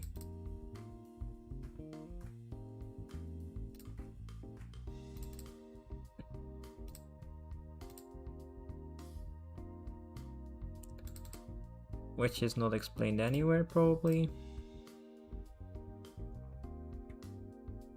Create.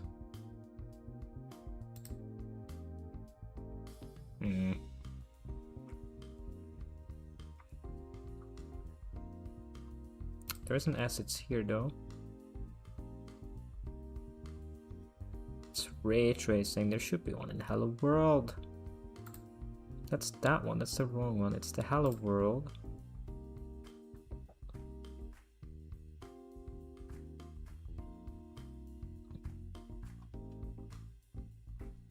A source.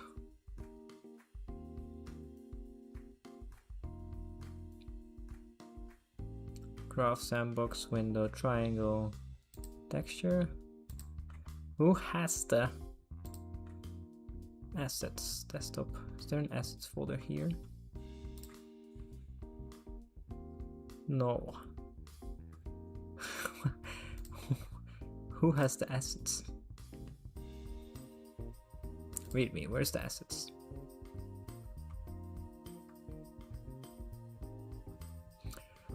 How can I not find the assets? I mean, we can just look for, what's the file name? Got the file name in here, don't I? That one. That one. No matches found! Great. Okay, oh no wait, that was this one. So maybe...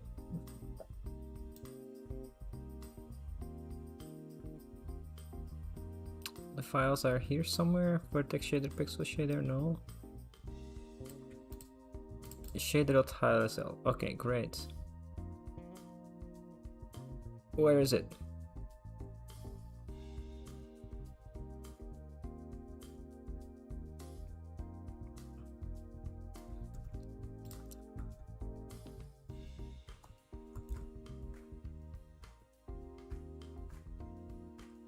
Nerdix, hello world, hello triangle.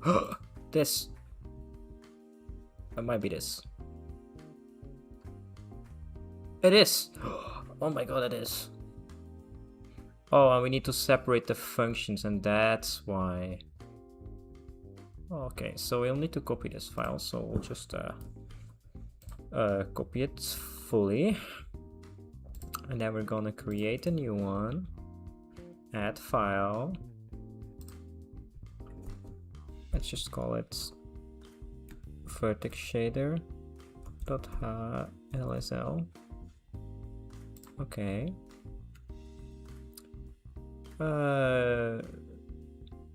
Yeah, I added to get. There we go. Yeah, this is under MIT license, so it's totally fine. I don't want to give it now. Does they need to be in a? Do we need to actually do this?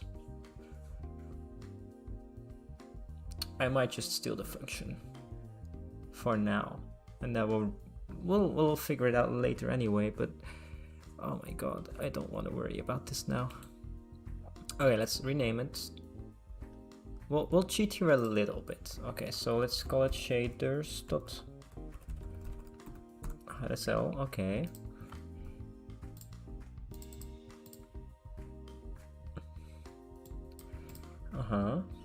And then how do they do it here? Because this is the example technically following. Get asset compile file from file. Get asset full path. So let's do that. I don't know what this function is though. That might be old.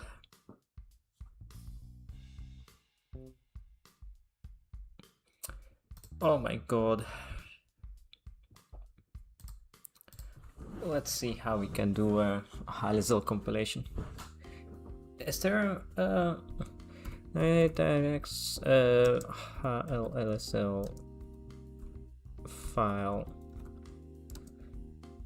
reader? No.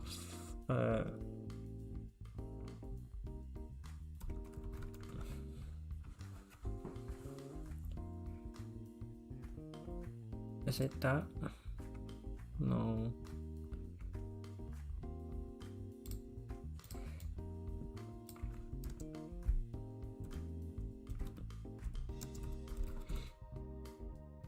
Compile. Okay, there is a file in the Windows 32 API.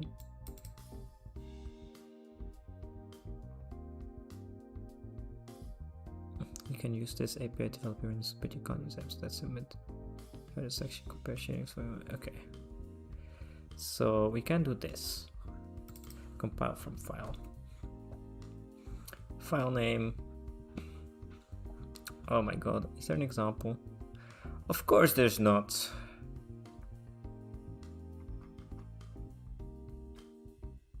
Entry point? What's entry point? Target? Okay. Flags 1, flags 2. Okay, we'll try and figure out how this file works.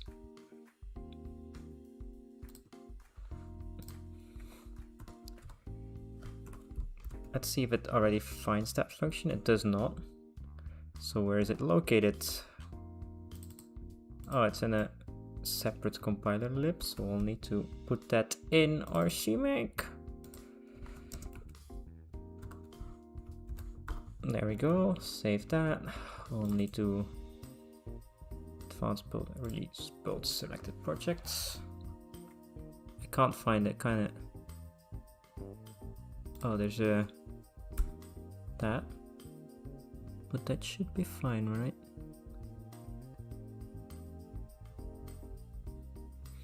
Oh, leading errors. Oh my god, leading leads to errors. Okay, so it still builds perfectly fine. Yeah, the rest it doesn't make sense because we need to put the what's it, dvd compiler header. There we go. compile to file should now be found. Where is it? Where was it? It's probably where the errors are, isn't it? Okay, what does this take? File name. Shader stop. Oh, it's not in the. Okay. Copy full path. Is there no copy path? Copy path. There we go. Absolute path. Yeah. Okay. It needs to be an L. There we go. And then let's do it with forward slashes. There we go.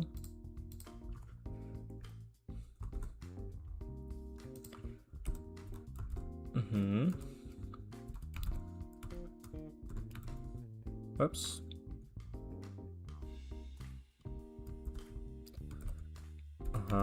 There we go. That's that. Next one. Shader macro defines. I don't know what that means. Okay, a pointer to a constant not terminated that contains the name of the file that you're going to. Okay, that makes sense. That should work.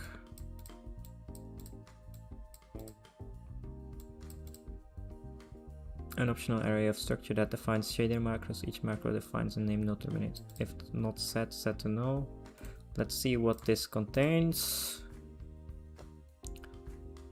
Okay, yeah, we don't have any definitions, I think. Right? No, we don't. So let's put that to no. I don't know if this will work. This will be interesting. Includes. What's the includes? Option pointer that compiles using the handle to include files. Sets contains an include. A compiler contains. I don't think we have an include in our shaders. We don't. Okay. So null again. This is exciting. Entry point, which I think is either the pixel shader or vertex shader, right?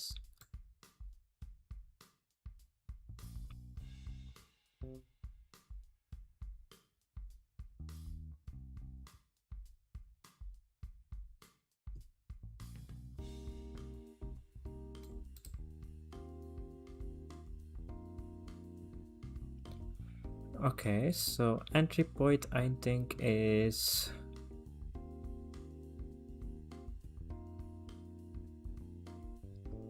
wait, hold on. It used this function, right?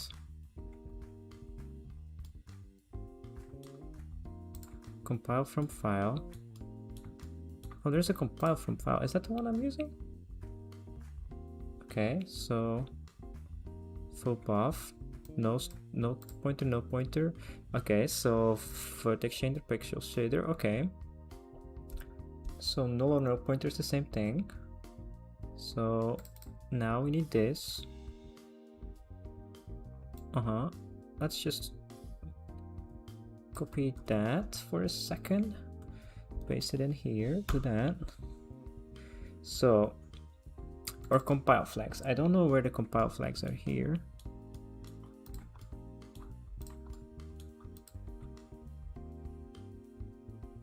Name of better shader building. Well, fine, we'll do that. Makes sense.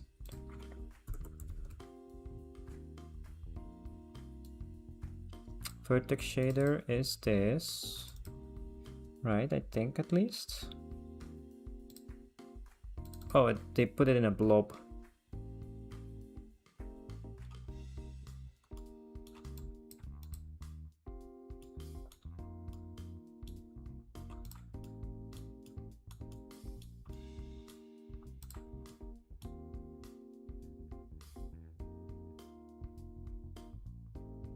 Oh, with compile to file it needs to be blob. Okay, makes it easier. So we're actually gonna copy this because well, we can fix it later on, right? But for now we'll just do that, and then we'll just use blob pointers. Oh, this is so bad. I should clear all of these, but oh well.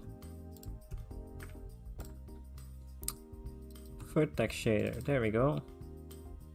And a no pointer, that's it. We duplicate this, we change this to pixel shader. I think pixel shader also still uses 5. Yep. Pixel shader 5, pixel shader. There we go, that all works perfectly fine, but then these will need to change to that. No, wait, these two. Copy that and paste it here. Whew, okay, and that should compile. And hopefully we should see something on the screen now. Oh god, it's still crashing. Why though? Alright, something is going wrong. It'll be interesting to see what. So let's see. Oh, we're not loading assets. That might be the issue. Let's see if it works now. Oh, well, I got something. Abort has been called. Okay, so ignore. Okay. So let's see if we get something else now. Okay, so we got a throw if failed from load assets. Give me just, I don't need the assembly, give me just the line where it fails. Create graphics pipeline. Okay, so the re-enter per cost failed. Well, I'm not sure. What's the... Do we see what the exception number is? Oh, we got an error code. Okay. Okay. It's debugging time. This is... this is progress. Okay, so I'm guessing the compilation actually worked. Wait, we can actually... No, wait, hold on. We don't need to do that yet. We can... Because I'm pretty sure it's just these that are gonna throw, but we can wrap those in a throw and failed because they give back an error code. So I'm pretty sure these will fail. Or at least that's my guess. That, and then we can debug it. I'm guessing this is it. Probably because this is wrong. I'm not sure. Okay, so it is throwing. Oh, it is still throwing from the create graphics pipeline.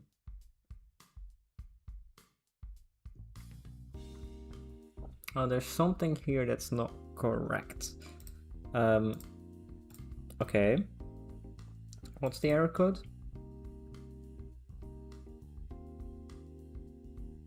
Okay. D12, D3, D12 error codes. Oh, that's bad.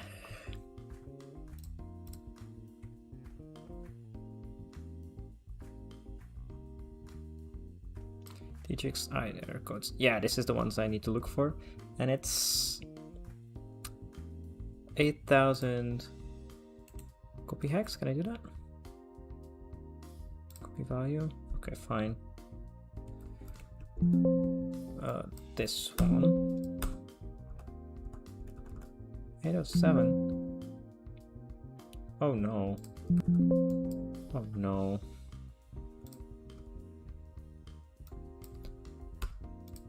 I don't know what that error code is. The parameter is incorrect. Oh.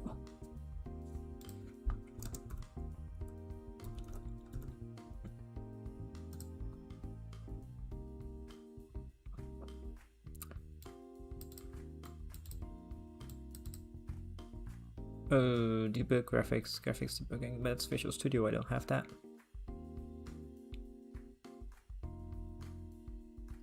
Huh. Okay, so we do know it's something wrong in the load assets. We know it's something to do with this. It might be the vertex layout. Wait, 32, 32, 32, 32, 32, 32.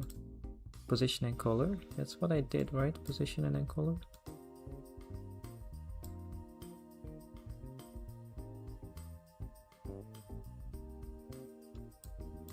Yeah. That's the one thing I winged though, so maybe we'll need to take a look at how they did that in the example. Where's my code? This is it.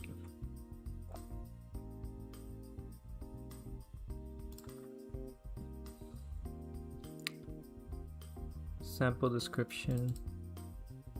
Count as 1.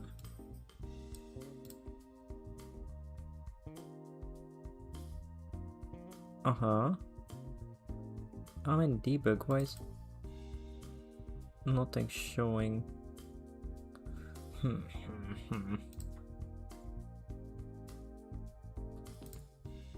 Okay. So that's all fine. I think that's all perfectly fine. So we'll have to take a look at how they do the vertex data. Because you're just doing that, but then you create this and it's a vertex. Where did you show vertex? You didn't, so we'll check here. And then it's hello texture though. Maybe hello triangle has a different one. Either way, it does have a different one. So let's already just copy this and then paste it in here. I think it's mostly the same, right? Oh no, that's texture. It might be that, honestly. It's mismatched with the file. Okay, no, it's still crashing there. Yeah, I know it's... Oh my... Okay, it's still there. So, vertex. Well, how do they implement their vertex? Might be the easiest thing ever. Vertex. Hello. Sample? Is it in here?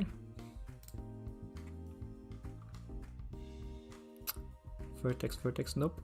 Vertex might honestly be in the helper. That will make sense. Exception, throw a failed, get asset path. When version, okay, so asset path, read from path. Yeah, oh Jesus, that's a difficult function. Didn't see it in there. Triangle. Vertex. XM float. XM float color. So let's make it this way. See if that's the issue. I mean, I don't think it will be, but we'll see.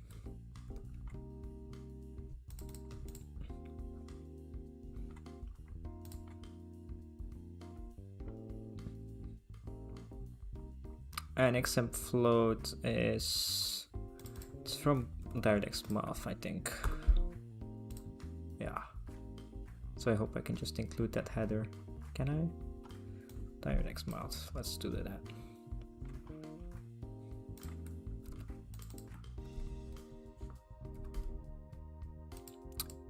No, oh wait, maybe I can.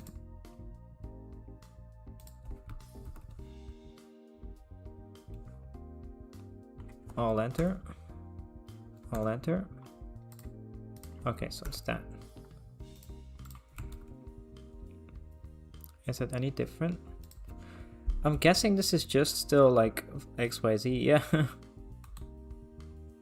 Okay. Yeah, wait, maybe this one is different. XYZW, no, it makes sense.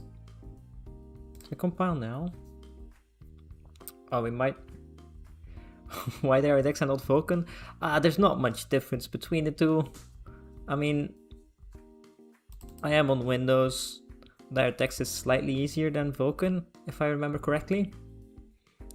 And I did use DirectX 11 at some point in my life. So DirectX 12 seemed like the correct choice.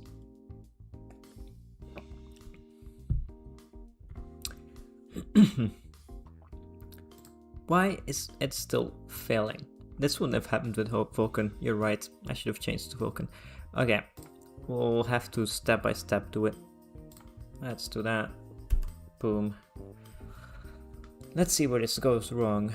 So, do we actually get like a decent blob of memory? We do. Does it work? Who knows? We got that, which is correct. Input elements, input layout, did we get that right? That, and there's two elements, great. Root signatures, just a pointer to that one. Vertex shaders, just shader code, and it's that long, okay. pixel shader is also a shader code and it's that long.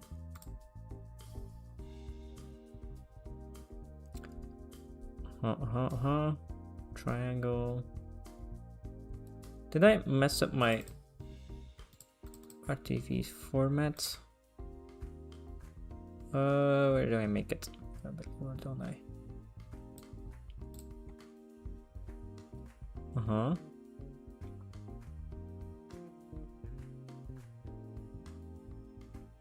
It's in the swap chain buffer, isn't it? This one. Just making sure it's the same one. It is. Not that.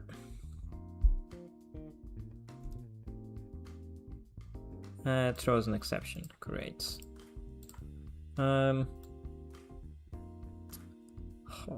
this is gonna be annoying. It's not even in the last step yet, is it? No, it's here. This one. It's the pipeline state. It's the heart of it, everything. So let's see. This is the pipeline state. That. Rest right description is just default, false, uint max. Let's just do it this way. Uint max, triangle, render targets 1. That count as that.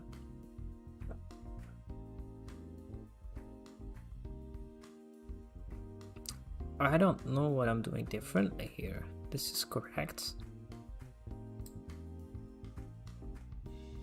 And it's just telling me it's wrong. Yeesh.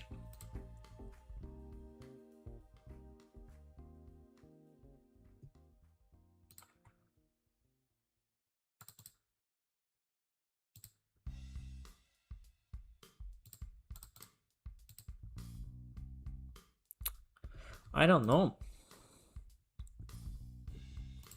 We're gonna have to look at why this fails. I mean, this way. Failed.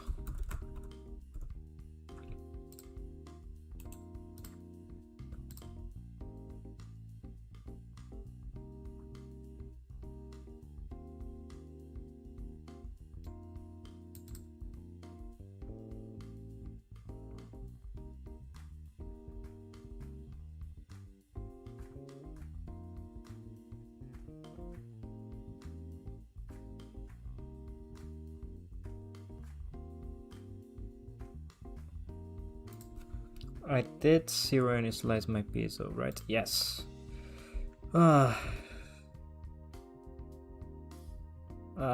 Thank you. Yeah, AI. I mean, it is AI is a full debate on its own, but you learn so much more from just looking it up yourself, and it stays in your memory way longer. You retain the information way better than if you just get the answer handed on a silver platter. But looking through documentation for DirectX 12 has been hell. And now we're basically at the final stage where if I should run it, I get like a screen with a triangle on there, but for some reason, just some reason, it's not wanting to work. It's like the easiest color and pixel shader ever. Oh my god. Okay. That's all fine. Oh, that it looks all fine. I don't know why it's complaining. Let's just run it again.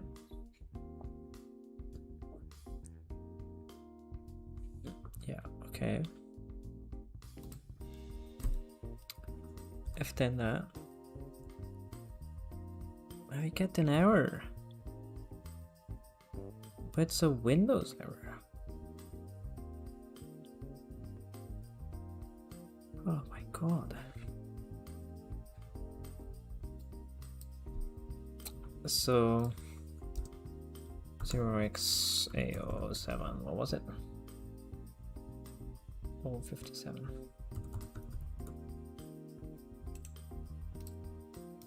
On GitHub? Oh god.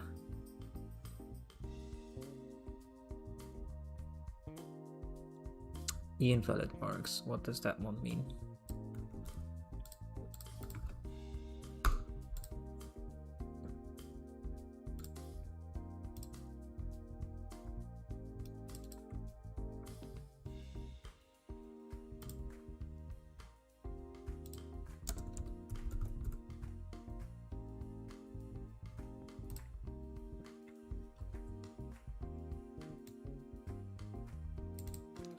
An invalid parameter was passed to the returning function.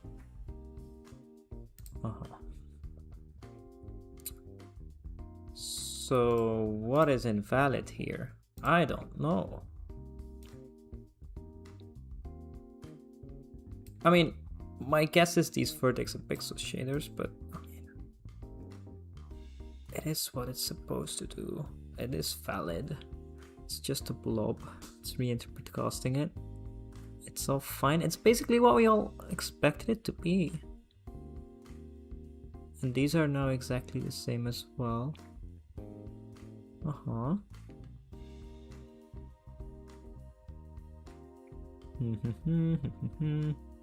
That's fine.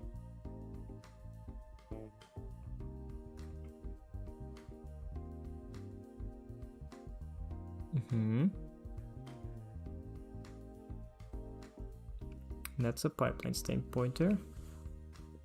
Yeah, that also makes sense.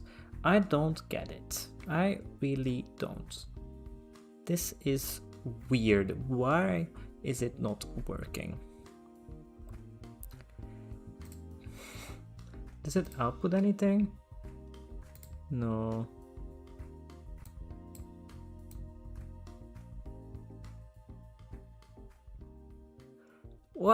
What does the graphics? But there's a debugger for. Oh my god! I should have. This is useful. Oh my god. Always check your error log. But the root signature does not have that X12 root signature flag assembly. Okay. Let's check. I want to check if it actually has the root signature. Where's the root signature? Here. Does it have flag? Input assembler. Oh, it does have an input assembler flag. Did I just forget this one? Oh no, I just set it to none and I need to set it to this. Oh, it's gonna be such a stupid mistake. I mean, if it works now, I'll be happy. Okay. Okay. Of 10. Okay. Okay, I got something else that's wrong. We are further along though. Still in load assets, but create committed resource failed now. And it failed with error code. Oh, same one. Great. Okay. So let's check this. Width height. Depth cannot be 0, minimum is 1. Okay, so I think this is just because I made the resource myself. Where's the stack? Is that it? Yeah, okay. I made that with which one? The resource description. Flags.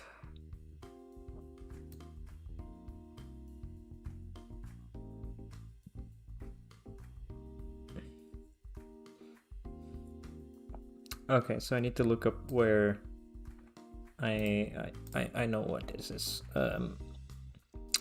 So what I did is for that they have like a helper function. I didn't want to use that.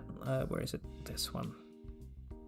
Resource description buffer. This one. I need to look up this one again because it did say some things. Something images. So it's basically buffer. Allocation. No, not this one. Buffer, flags, with flags. Alignment 0.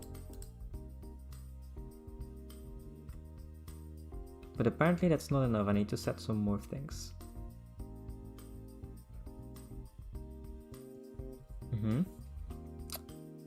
So yeah. Can I find like the source code of this?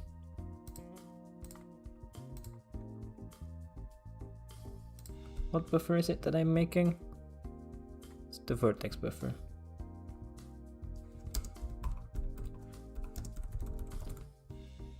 No, if we just do this for a vertex buffer, will we find it?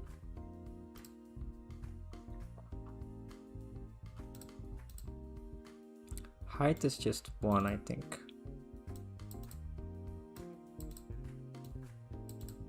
I think height and depth are just 1. Why? Good question. Because I want to. It's mainly just learning experience. And there's something satisfying as from making something from scratch. This should compile now. That's basically it. I always wanted to make a game completely from scratch, all by myself. So if you get to the later stages, that means everything like sound effects, just voice lines as well. So if there's multiple characters, I'll have to voice them all myself. But we're not that far. We're just trying to get a triangle on the screen. That's like early stages. I don't need this breakpoint anymore. I just need it to crash. Great, it crashed again. Same thing. Same thing.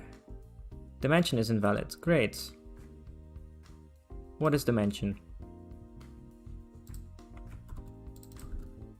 Dimension. What do I put in dimension? Dimension. One member of the resource dimension is... it's probably buffer, isn't it? Yeah.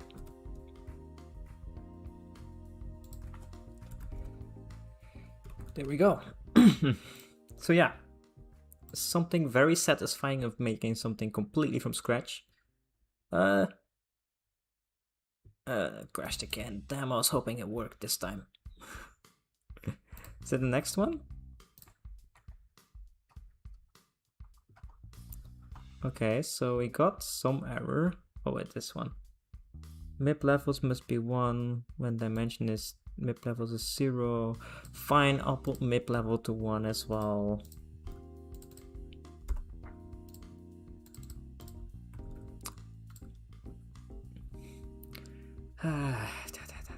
Okay. Work. No, still error. Are we further along now? No, still the great committed resource. Man, this one. Sample description must be 1.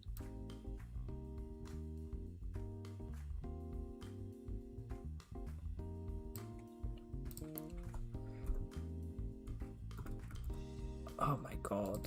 Sample description.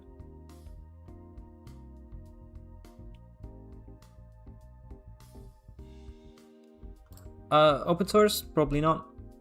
Since I'll spend like a lot of time on this.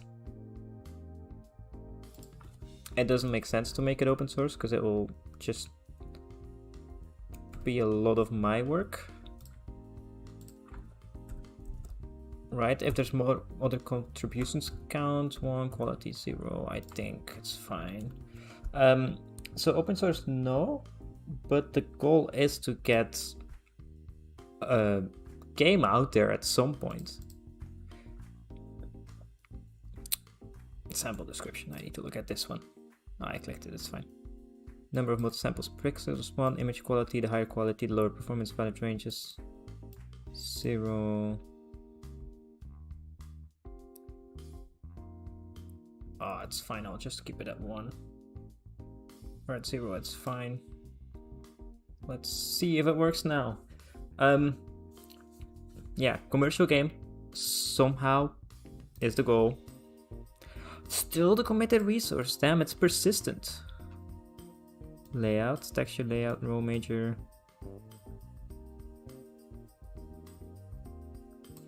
Okay. Is that format? Layouts. SB row major, this one. It's incredible that it knows all of these things and doesn't do it automatically. That blows my mind. Oh, Okay. So we got something going on, but it also still crashed on populate command list. So let's see if the debugger has anything to say about it. Invalid resource barrier. Okay, that's great. Okay, so this doesn't work. Do I need to fill in the type? I think I need to fill in the type. I didn't fill in the type. Type equals transition. There we go. And I also need to do it on the other one.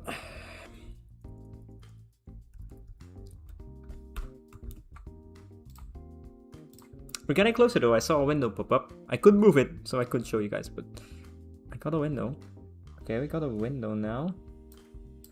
Oh, it still crashed. Great. Where did it crash? I don't like this disassembly. Throw a failed close. Okay, console. This console. This is such a help. Invalid flags passed to the resource barrier. Oh. This needs to be done that. This needs to be done that as well. This one as well. This one as well. So that we don't set the flags to something weird. We're getting so close. Speaking of getting so close, guess what I got? I got a triangle now. Damn. Oh, great. Oh, that's amazing. Oh, we did it. Oh, it only took like 500 lines of code. It's fine. It is better than Vulkan though. Damn, that's insane.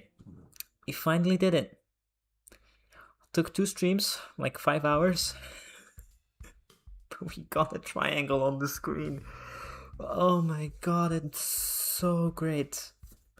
Oh my god. I can't believe this. Oh, I did all of that. Well, I copied a lot of code. Okay, so that was the end goal for this stream. That being said, let me explain what will happen next time. Okay, I will end off the stream here. So I got my end goal here. We got a triangle. That's insane. Oh, I'm so happy with that. We got it colored and everything. Why does it look better on stream? Just looked over and it looks like brighter. Oh, great. Oh, it's just like the... Yeah, that's probably just some stream compression. Anyway, what will happen next? Basically, so we got this triangle, but we also got this mess of a code base now. Right, we got just some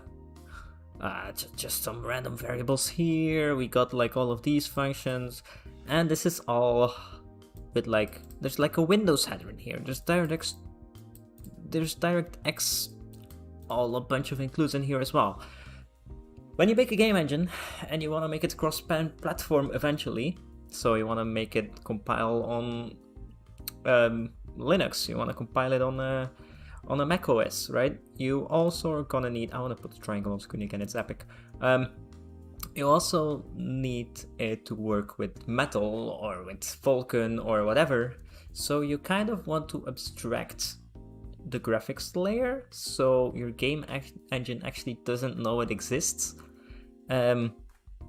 So we're gonna have to make some kind of common interface that all of these graphics APIs will use, that our game engine then can lean on to make the screen, draw meshes, draw triangles, load shaders and stuff like that. And that's what we're gonna do next time. We're gonna basically clean this whole mess up, make it independent is a big word, but we're gonna make an API that looks independent of Windows and looks independent of DirectX 12. And that's the stuff I really like doing. Abstracting things, oh god, it's great. I think also next time we might actually already start looking at project management, because right now we just have like one main file and one file here. But technically we also want to make like a project for just all the engine code, and then we'll have another one for all the game specific code. And I even want to go as far as saying like the engine one is actually gonna be a collection of different projects. So I'll have one specific project for rendering. If that makes sense. I think it makes sense. Actually, we'll have two eventually, but we'll start with one. But yeah, but that's getting too far into it. Oh, I'm so happy. Where's the triangle? Oh, this is great. Yeah, so also I have like a bunch of magic variables for the width and the size. We're gonna clean that up as well. Oh, it will be awesome. Next time, we might even get to looking into making like this button. Oh, it does kind of work. Okay, I see you. This is looking a bit weird, but we'll make that work, right? Oh, this will be great. Okay.